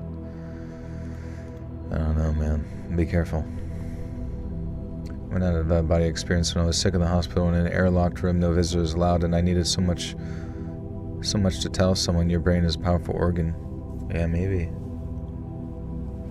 Or maybe it's a receiver. A housing unit for said consciousness. And eventually, even that sound faded away. I rode with myself in the ambulance and then sort of floated around my hospital room for a while. I overheard my mom and stepdad talking in the corridor. Both were in agreement that this was at least partly my fault and I should learn to stand up for myself a bit more. I know I should have been angry at them for saying this, but instead I spent the time trying to move a paper cup in ghost form. I had no corporeal touch whatsoever, and eventually I simply got too anxious that I'd be stuck in ghost form forever and honestly a little bored, so I just naturally settled back into my body. And then I woke up with a splitting headache, and I would discover soon the ability to project my astral self at will. I suppose some people would have been all over this ability if they'd developed it. Like I said, I was nervous, a weak little kid, and I only tried one more time during my middle school years, still while I was in the hospital. I did it one night when I couldn't sleep and I was really bored. And sure enough, I could again leave my body and travel around in ghost form. I could do it so easily too, like a muscle that had been woken up. I floated around the hospital room, passed through the wall with ease, and then I saw something in the corridor that made me dash back inside. The thing that startled me so much was another ghost. Only this one wasn't the result of astral projection. Instead, it was clearly a dead person. It was an old lady, floating listlessly in the corridor. She looked haggard and scared. I wasn't sure if she just died or if she'd passed some time ago and was stuck haunting the hospital for whatever reason. Something about this concept scared me so much. I think it was the lack of understanding I had about the whole thing. Would I encounter ghosts everywhere? Was there a whole world of spirits just waiting to be discovered? You've never seen Scarily if you don't know the butter sock. Had an outer body experience when I almost drowned. My dad was swimming up the river to save my life, was caught in an undertow. Oh, that's scary. Narrator, you've had a lot of crazy experiences. I wonder if it was that specific near-death experience that seems to govern your other paranormal connections. Out-of-body experiences seems like it's enough to make you lose your fucking mind and go into psychosis. Spooky. Spookalooky dookie. Oh.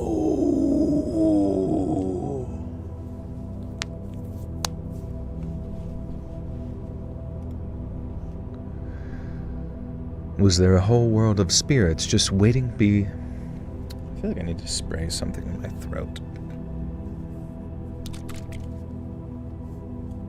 I got 2 of them. Where the hell did I get 2 of these? Exciting.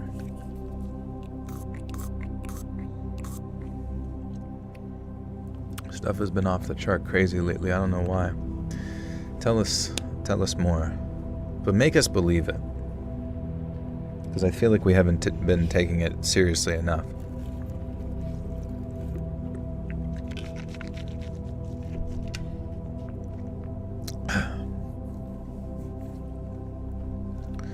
Stream is being weird. I don't know, man. I don't know. Sometimes I kind of wonder if there's something I could change on the stream to just make it easier for everyone, or if it's just YouTube's end in general. I have twice and only once was it near death. My nephew turned on the gas stove and filled the house with gas. Holy shit. Isn't it weird that was an issue for so fucking long? You think they would have just fixed that pretty quick after the first fucking one? Like some sort of gauge that cuts it off at a certain density of gas or a certain amounts come out. You know what I mean? In Ireland, before going down some country lanes and through the forest, you have to ask from the Fae world. Oh, little Fae, let me pass, please. I do not want to bother those who have already gone forth. The day after I tried to get away, experienced a family of barn owls moved into the tree outside my window.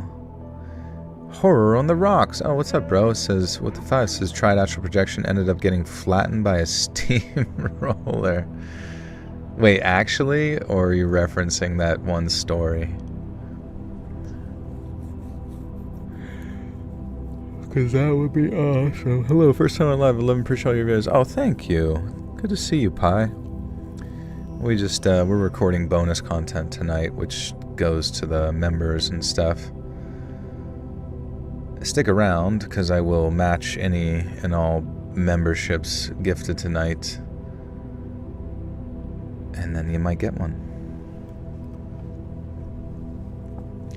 I darted back into my room and into my body. I tried to ignore the sounds of loud, munching flesh that followed. Wait, okay. Scared enough that I vowed never... Okay, where the hell am I? I didn't want to know. We'll just go back a whole paragraph here. Something about this concept scared me so much. I think it was the lack of understanding I had about the whole thing. Would I encounter ghosts everywhere? Was there a whole world of spirits just waiting to be...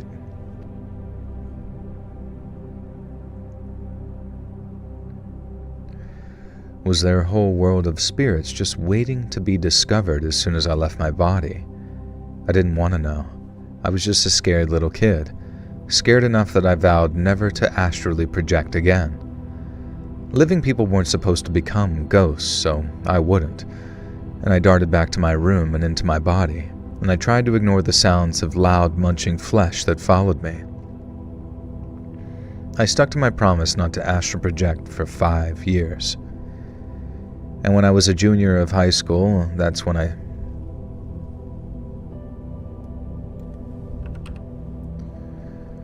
Blink 3 times to confirm if the stream is actually real. 1, 2, 3. I got you. Joe, your yawns startled my kitties. You have kitties? Hello, kitties. When I was in junior year in high school, that's when I started again. I'd like to give some honorable reason for doing so, but it was because of a girl. I was still a shy kid, although not hugely unpopular. I was a band kid, a theater kid, one of the weirdos, but decently well-liked within the large group of weirdos who populated my relatively liberal high school. There was this girl I was really crushing on, and she was into Pearl Jam and Nirvana, wore black clothes and eyeliner, and she smiled at me in the hallways and in drama class. But we never spoke to each other, and she never approached me, so I assumed that she was just content to keep me at a distance. Her name was Deborah, and as that one British song goes, it never suited her. I didn't intend to spy on her in a sexual way, I swear on that. I just wanted to watch her, to find out more about her life and be close to her when I couldn't be in the flesh. And I sort of remembered I could astrally project, or at least allow the lock on my brain to be removed. Again, for the first few times I was too nervous to leave my room and then my house, and so I just floated around my own place at night, watching my mom and stepdad silently watch sitcoms, blue-drenched in the light. Blue-drenched. Is that a thing? I haven't been streaming this late in months.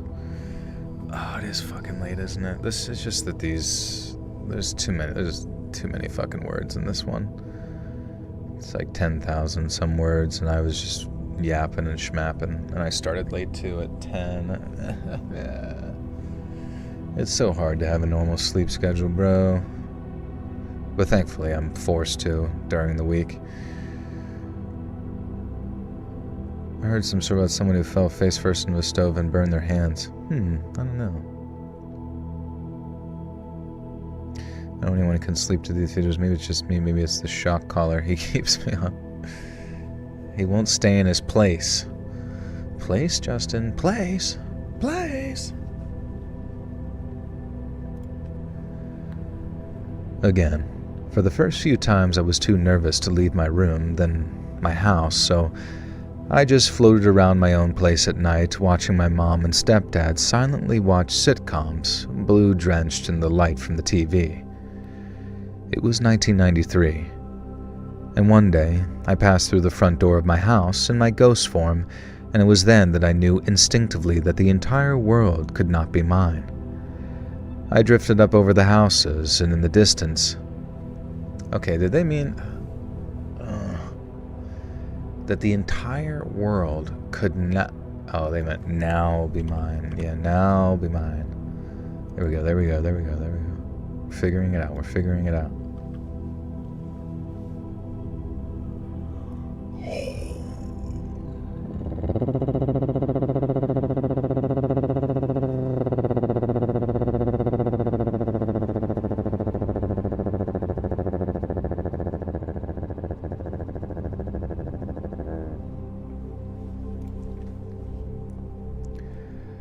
One day, I passed through the front door of my house in my ghost form, and it was then that I knew instinctively that the entire world could now be mine.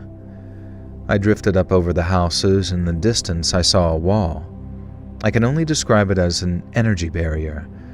I realized immediately that this was the barrier that would block me from traveling too far from my body, a safety guard, if you will, and that it was contingent to the position of my body.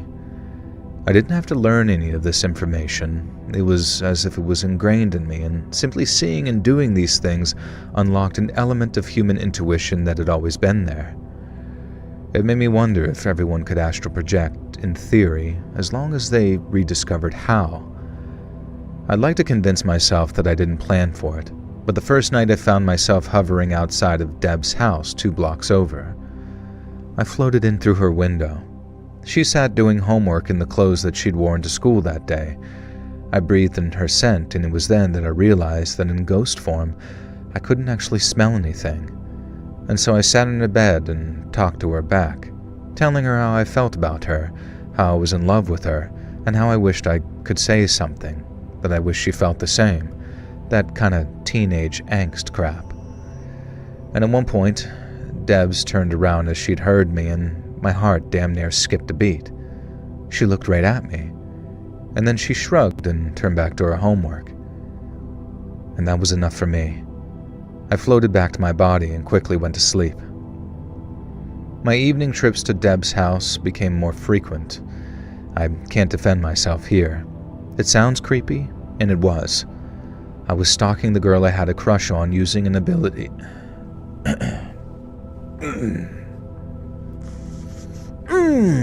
Fuck.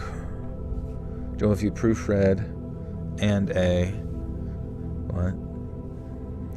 What are you saying, you silly, silly, silly? Add notes ahead of time. Oh, I know, yeah, you're right. You right. I ain't arguing with that. I ain't even gonna argue with that. All that shit you were saying, I ain't gonna argue with it. Cause you right. That being said, I'm lazy. Narrator, the story is happening to me right now. What do you mean the story is happening to you right now? Are you astral projecting into the chat? You're typing with your ghost hands?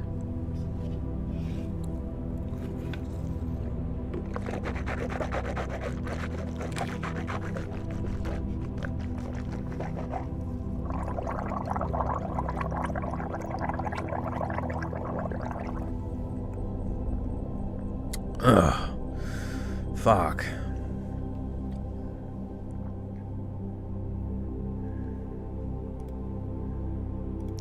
You always compliment the least obvious thing about the girl. It'll make her feel super special. Hey, I like your camel toe. I was stalking the girl I had a crush on, using an ability she had no idea about, and all the while at school I was too afraid to even talk to her. Mostly I just talked to her while she did her homework or spoke to her friends on the phone. Sometimes she'd sit alone and cry, and I'd try to comfort her. I had no idea what she was crying about, of course, but it broke my heart. I'd recently watched the movie Ghosts, you know, the one with Patrick Swayze. When Debs would cry, I'd try and recreate that one famous scene, with the pottery and the righteous brothers, only without either of those things. And often I was accompanied by the sound of Kurt Cobain or Billy Corgan from Deb's cheap tape player.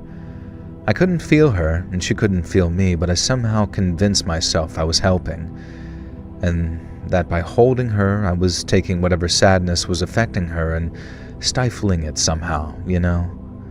And then one day, I did something terrible. I knew I was crossing the line the moment I entered Deb's room and she wasn't in it, but I could hear the rush of water from her adjoining bathroom. For years, I convinced myself that I didn't know it was the sound of the shower, but of course I had. She was fully clothed when I glided through the bathroom door. I kinda hoped that she'd already finished her shower, and deep down I knew she hadn't. Her hair was dry and she was still wearing the clothes that I'd seen her in that day.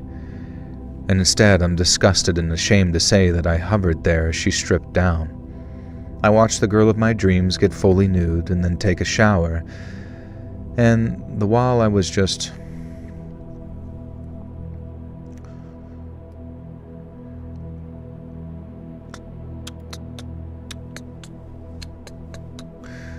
Oh, I can't see your eyes behind those sunglasses. Make her lower the glasses. Oh, your eyes are beautiful, etc. Do I have to say etc. at the end? Oh my god, your eyes are so beautiful, etc. Oh my god, I love your butt, etc. Oh my god, it's like staring into diamonds and pearls, etc. Can you take your glasses down? Etc. Can you take off all your clothes, etc.? I have this connection with this girl. It's crazy strange. Been happening for 10 years. Is she your wife?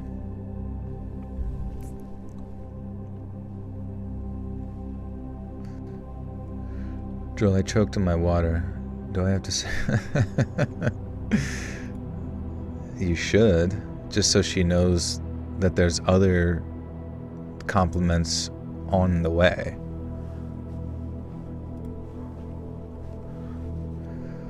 All the while, I just hung there, watching, enraptured and enchanted, knowing that I'd never get a chance like this in real life, as if this wasn't real. It wasn't until she toweled off and dressed back into her pajamas that I fled, suddenly ashamed of myself in a way that I can't begin to convey. And that was the second time I vowed to give up astrally projecting forever. Now, 4 weeks later, Debs approached me at school and asked me if we could talk. She had feelings for me, she said, and wanted to know me more, etc. Dang, you're still streaming. I thought I'd make it back in time. Yeah, we're still going. We're almost... Oh, fuck, dude. We kind of have to finish this, but this is just... I gotta set a word limit. It's a fucking lot.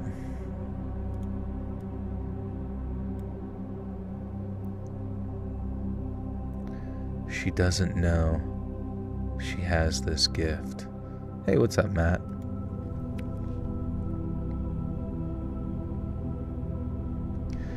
She had feelings for me, she said, and wanted to get to know me better. Would that be okay? Would I be down for that? The guilt I'd been choking on was finally drowned out by joy. I said yes, of course, and a day later we were official. We were going steady. And we soon developed a physical relationship and saw each other nude many times. If she'd consented so often, then that one first time when I was astrally projecting, well, that wasn't as bad, was it? Although she was kind of amused and quizzical about why I kept asking if we could take a shower together. And when we eventually did, I somehow felt like my absolution for the spine was complete. I know it wasn't. Of course, I know it wasn't now. But back then, I was a dumb teenage boy. How could I possibly confess what I'd done without sounding like a lunatic? But I also wasn't prepared to throw away a relationship with the girl of my dreams because of a secret I could never tell her. And there was only one solution. I knew that I could never dare astrally project again. If I pretended it never happened, then it never did. Maybe it didn't. But this time, though, I only lasted 8 months. The next time I caved and began to astral project again, and it was down to pure boredom. It was the summer break before senior year, and Debs was on vacation for nearly a month with her family to Greece. I found myself listless and frustrated, and It was almost instinctual when one night I realized I was hovering outside my body after laying down to play my Game Boy. And thus I started exploring the streets of my neighborhood at night. Occasionally I saw other ghosts, but very rarely, and they were almost always never still there. You know who this guy is? This is Bear. This is Bear from Obsession. This is actually Bear from Obsession doing more bad stuff. Also, did you know the bad guy in Backrooms was also Bear? You just didn't see him. But he actually opened up all the portals and raped everybody.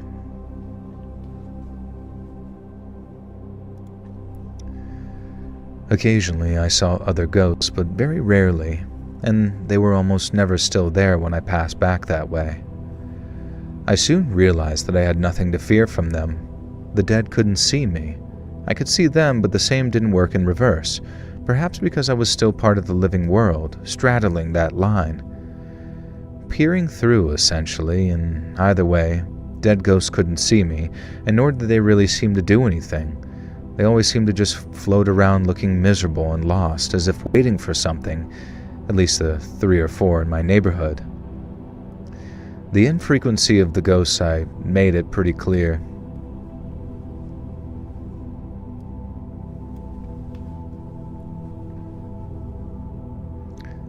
He's literally using Ian's $1 billion to float around right now.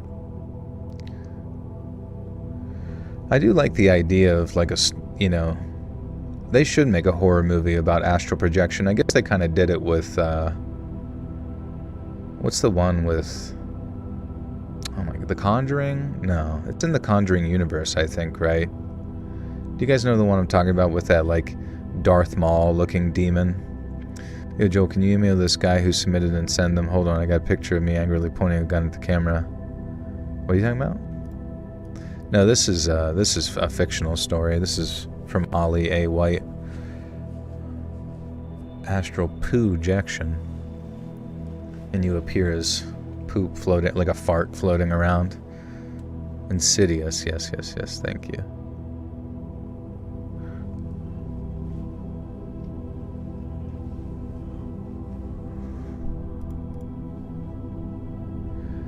The infrequency of the ghosts I saw made it pretty clear that most dead people passed on to some other place. I had no idea why these particular ghosts lingered. I never saw any of the ghosts more than once, twice at a push. There was one man, I'm sure he was a ghost, who seemed to be alerted to something. Either he was being stalked or he was stalking something. There was also a little boy with constantly tear-stained cheeks, and of all the ghosts, he was the one that I wish I could comfort the most. Then there was the ghost of Mr. Janos from Janos. Insidious.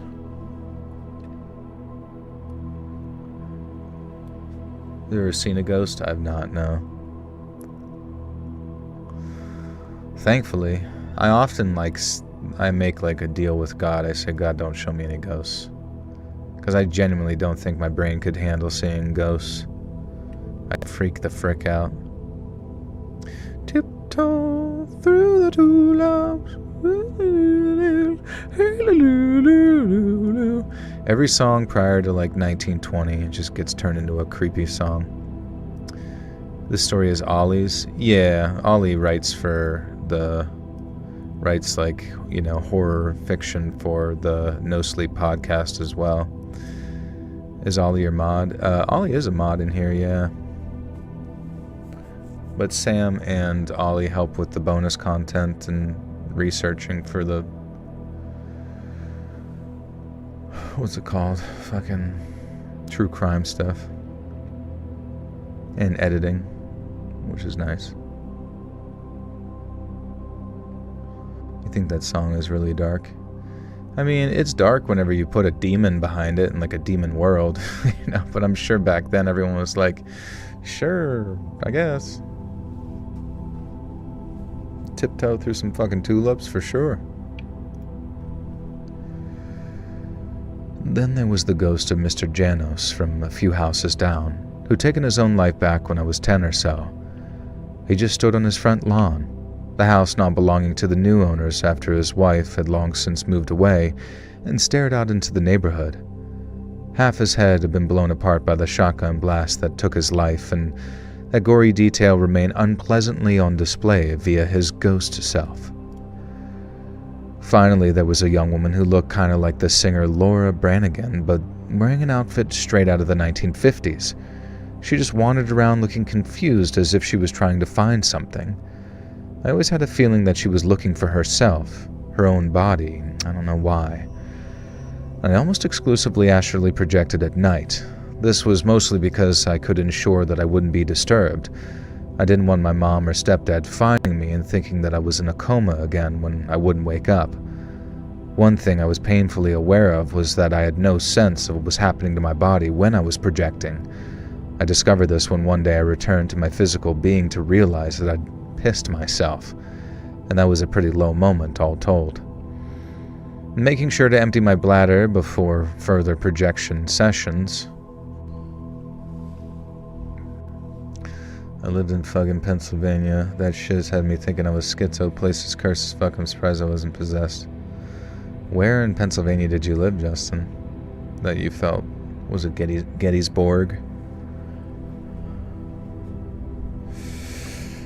Did you ever hear the song Gloomy Sunday that had a bunch of people self-existing? Self-existing? What's self-existing?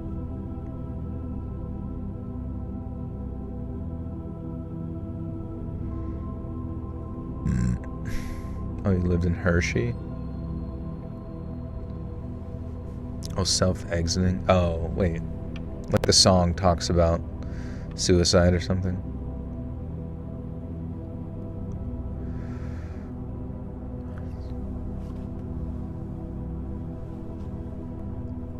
Living in fucking PA.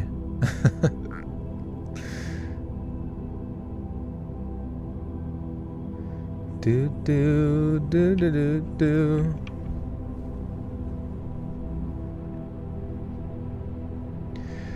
Making sure to empty my bladder before further projection sessions, I continued wandering around the neighborhood. I made it a rule never to enter anyone's house. I didn't want to feel like a creep ever again like I had with Debs, and the guilt of that had really messed with me. Instead, I just lurked around the streets like I used to when I was a little kid, riding my bike alone around the neighborhood. But now I was astrally projected.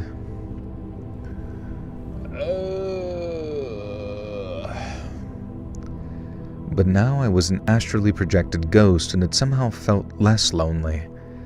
It was nice, too, because in ghost form I couldn't feel the oppressive heat of that July. Back in my body, the summer was sticky and cruel, but as soon as I exited myself, it was like being in a mall with the most perfect balance of air conditioning imaginable. It was the summer of 1994. Kurt Cobain had taken his own life a few months before. Grunge was getting more radio airplay as a sort of tribute to his death, I guess, and the genre had received scorn from mainstream broadcasting for now being mysteriously rediscovered. And it felt like penance somehow, a eulogy to Kurt's death and a plea for forgiveness that any mainstream snub might have led to. And that's how I pictured it anyway. A Pearl Jam song was drifting from the radio of a car idling on the corner as I floated around my usual route.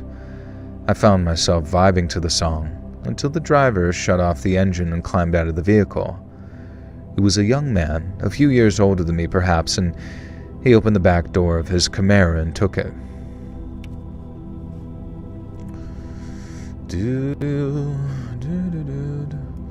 Pennsylvania is some sort of hot spot in the universe. It's whack.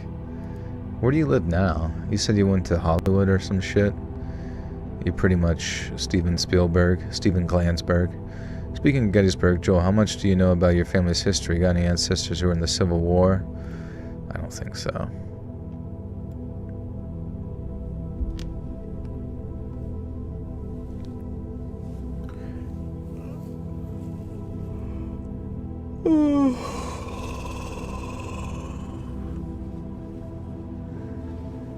I'll see you, Frost. Take care. Frost. Smoke.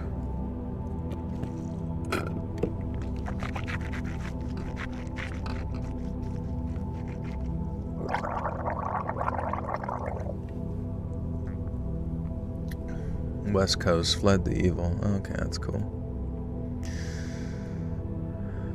Straight to Seattle, where the nukes will drop, the fake nukes. The Amish have nice meadows. Yeah, the Amish have a lot of nice shit. I was running at the time of damage. Old glamour is a synonym for enchantment. It's not glimmer. Whatever, who cares?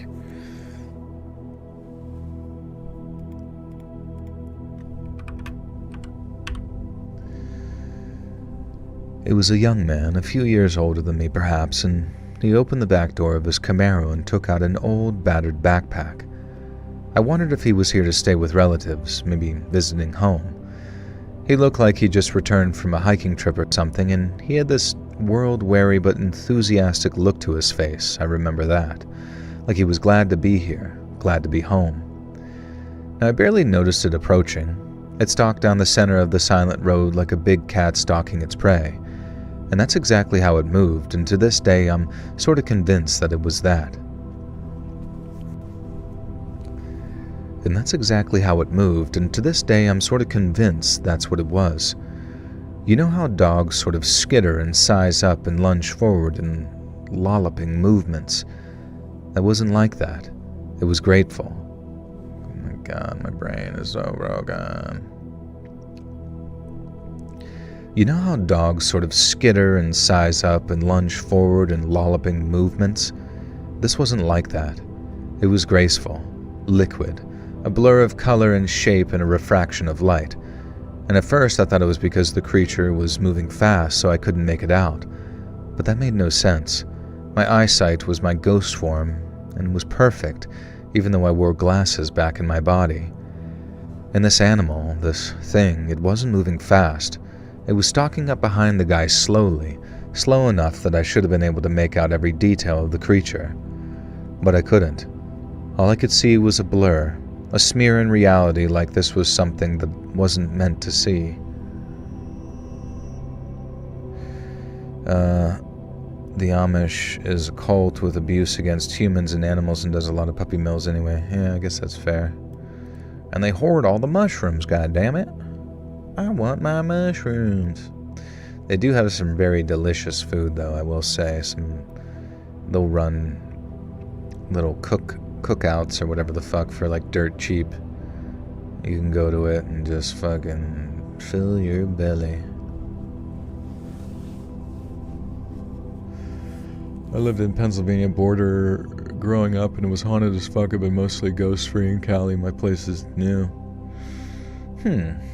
Strange.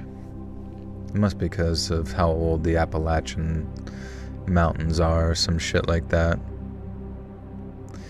Even though I was haunted as fuck there, I think it needed to be there when I was and where I was. Spiritually, I think it guided me to where I am today, here and now. Faux show.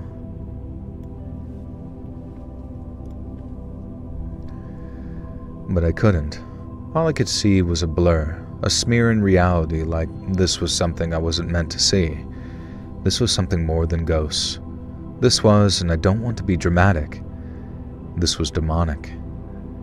It snuck up behind the man who'd paused at his car to light a cigarette, as if having one last smoke before heading to the safety of home and whoever waited there. He had no idea the thing was approaching. Even if he had turned and looked, I'm not convinced that he would have seen the creature. Instinctively, I knew it was not of this world, and instinctively I knew that calling out a warning would not do anything to save the man, but it couldn't make me a target for... I just want to fucking be able to read non-stop with no issues. And instinctively I knew that calling out a warning would do nothing to save the man, but it could make me a target for the creature instead. At this point, I was not remotely convinced that whatever this was couldn't harm me. Instead, I watched in awe and horror as the blurry feline shape, it was about the size of a tiger, I think, maybe even bigger, stalked up to the drifter and pounced. I don't know how even to describe the way it attacked him, but I'll try. It was like it pinned his body to the ground and then melted into him, and then it ate him from the inside out, like the creature's body itself was covered in mouths that devoured the man from the inside. Trying to observe it, it was like my eyes had gone crossed or I was drunk or high. I couldn't focus on it or make out exactly what was happening. Somehow I could also sense the man wasn't a random target. He'd been chosen for a reason, and beyond that, all I knew was that whatever was going down here was demonic, satanic, and it was something I absolutely shouldn't see or stick around for. Like a coward, I flew back to my body as fast as I could. The next day over breakfast, my stepdad turned on the local news, and they were talking about a large amount of blood that had been found on East Main Street, but no body. Now, that wasn't the street that I'd seen the attack take place, but it was one street away, and I figured the creature had dragged the man that far eventually. They were chalking it up to coyotes, not unheard of in the area, or maybe even a bear. Now, there was some discrepancies, though, they said, and Fish and Game had been called in to investigate anomalous wildlife in the area. I knew they wouldn't find it, though. The creature existed in the same realm I was able to access, maybe even one realm beyond that. No more astral projecting for me, I promised myself again. I would find other ways to entertain myself while Debs was away, and as I was walking down the stair, I met a man who wasn't there, nor there today that I could see. I wish he wasn't me. The final time I resumed astral projecting, I can say hand on heart that it was for altruistic reasons. My stepdad was a handyman, the kind of guy who went around taking on odd jobs for whatever needed them.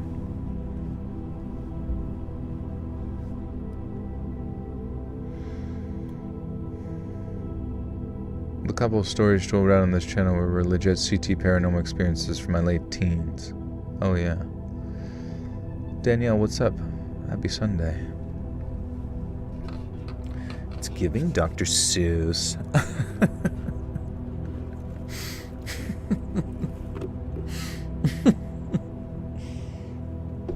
Just like telling Morrison as he's writing lyrics, it's giving Dr. Seuss, or like the Beatles are writing like one of their most famous songs ever, and you tell them they're Dr. Seuss sounding.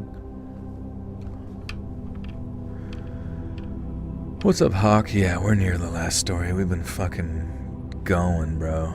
We were so close. I'm close.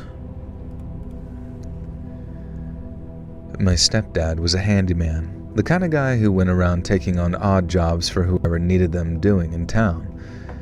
It made him a living, a pretty decent one at that, and recently he'd been doing work for an elderly man named Mr. Bell, and Dad had been worried about him that day in the heat. He asked me if before bed I'd cycle over to Mr. Bell's house and check on him. Apparently, man...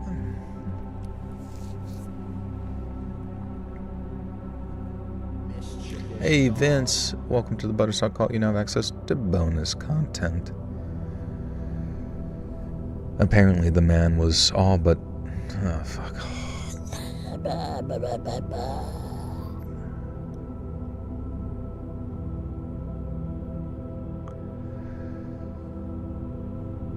He asked me if before bed I'd cycle over to Mr. Bell's house and check on him. Apparently the man was all but nocturnal, vampiric almost. I agreed, but of course, with all the things that I'd seen around the neighborhood, in particular the spectral big cat, I did not feel like cycling through late at night, and so I pretended to go on a late night jaunt.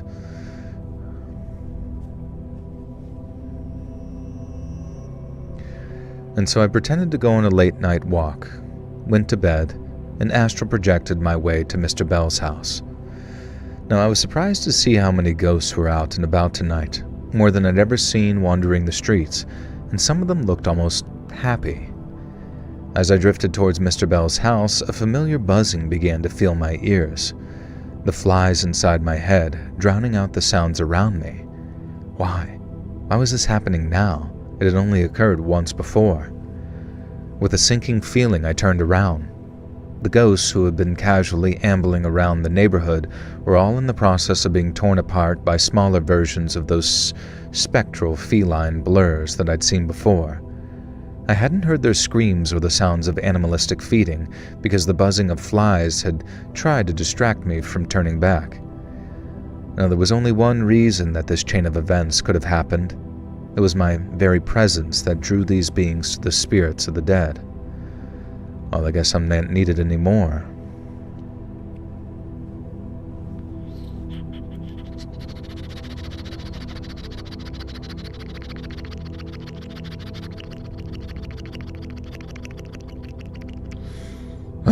We're almost there. Holy crap. I'm just tired. Well, I guess I'm not needed anymore, a voice called from the ground. I looked down, and a tiny, rotund man stood there dressed in what I associated with Wild West show garb. "They call me Papa Crackles," he said, then grinned with a mouthful of rotten, sharp teeth. All of a sudden, the buzzing of the flies in my ears stopped, and I heard the sound of human thunder. All across the town, the dead were screaming as the demon felines tore them apart. Wherever their souls were destined for, they were no longer bound for the bliss of heaven, or maybe even the relief of hell. Somehow I knew that the place Mr. Crackles was taking them was even worse than either. "Oh, it's not me," Crackles said, as if reading my mind. "I'm just here for a favor. As soon as the agents of Solomon fell years ago due to their stubbornness of working alone, we realized that teamwork makes the dream work. It's Mr. Bell you want to talk to."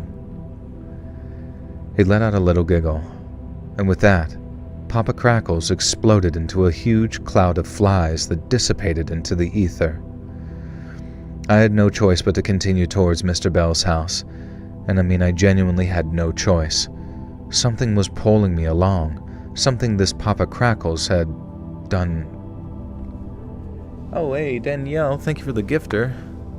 To Morning Chaos. Welcome, Morning. You now have access to bonus content. Papa Roach. Papa Crackles broke into a bunch of Papa Roaches. PA Dutch, ethnic and cultural group that settled Pennsylvania. Amish, religious subgroup of Pennsylvania Dutch people. Oh, there you go. Justin knows his shit, because he is them. He am them. That's why he showers so much, because he never got to when he was Amish. Something this Papa Crackles had done had ensnared me. I reached the small prefab in which Mr. Bell was said to live. The thing that stepped out of Mr. Bell's front door was no man. It was 9 feet, 10 feet maybe, I don't know. Naked, with a bush of pubic hair made of pure flame. "You accepted our offering," he said, "all those years ago. I'm sure you've forgotten it now, the deal you made as Bill Wilding swung the plank towards your head. That you would do anything, serve anyone, if you were given the power to fight back. And yet you squandered it. But it matters not now. Things are going our way." He reached up one clawed hand and picked away a huge lump of skin or dried pus from one of his horns and then flicked it away. "We didn't even know, you see, that you had the sight. That by projecting you'd serve as a beacon, so serve us souls." To serve us souls. Beacon. Full-on flaming bush. Awesome. It's like the only important detail is fucking flaming pubic hair.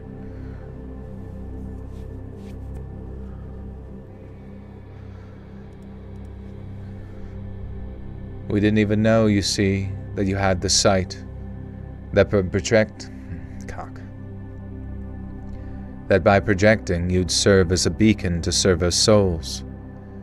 And believe me, anyone who feeds the Prince of Gluttony will forever be in his favor.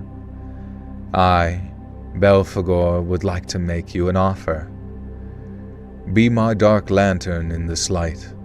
Guide me to my feast, and in turn, I will bestow upon you riches and power, beyond your wildest dreams. Deborah shall be yours forever. You may have a harem of your wish. A harem of you wish. You may have a harem of you wish. What does that even mean? You may have a harem. You may have a harem of your wish? Is that even better as your wish?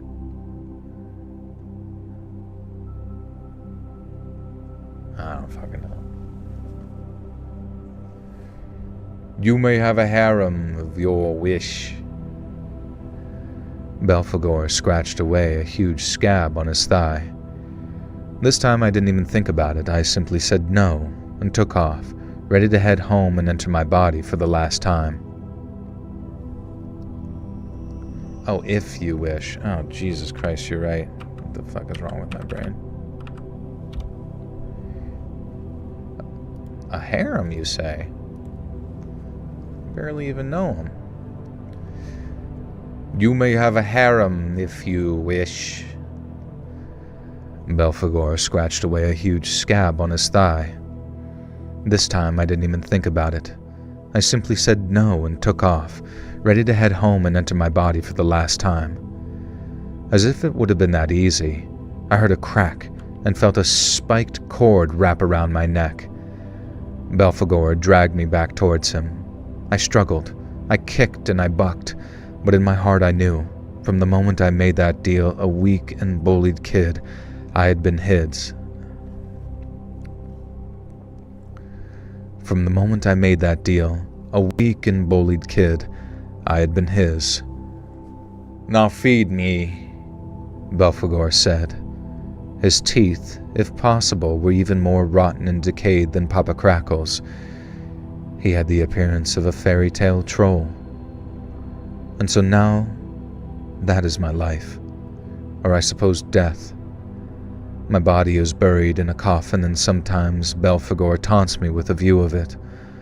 But mostly I am forced to guide him to the restless dead, lest I suffer the pain of gluttony myself. The longer I obey him, the longer he allows my leash to be. And so I'm biding my time.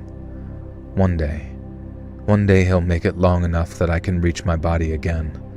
And I will track down this army of Solomon, or whoever it is that still fights these demons, and I will get my revenge. But for now, all I do is feed the Prince of Hell, and Belphegor is always hungry. The end.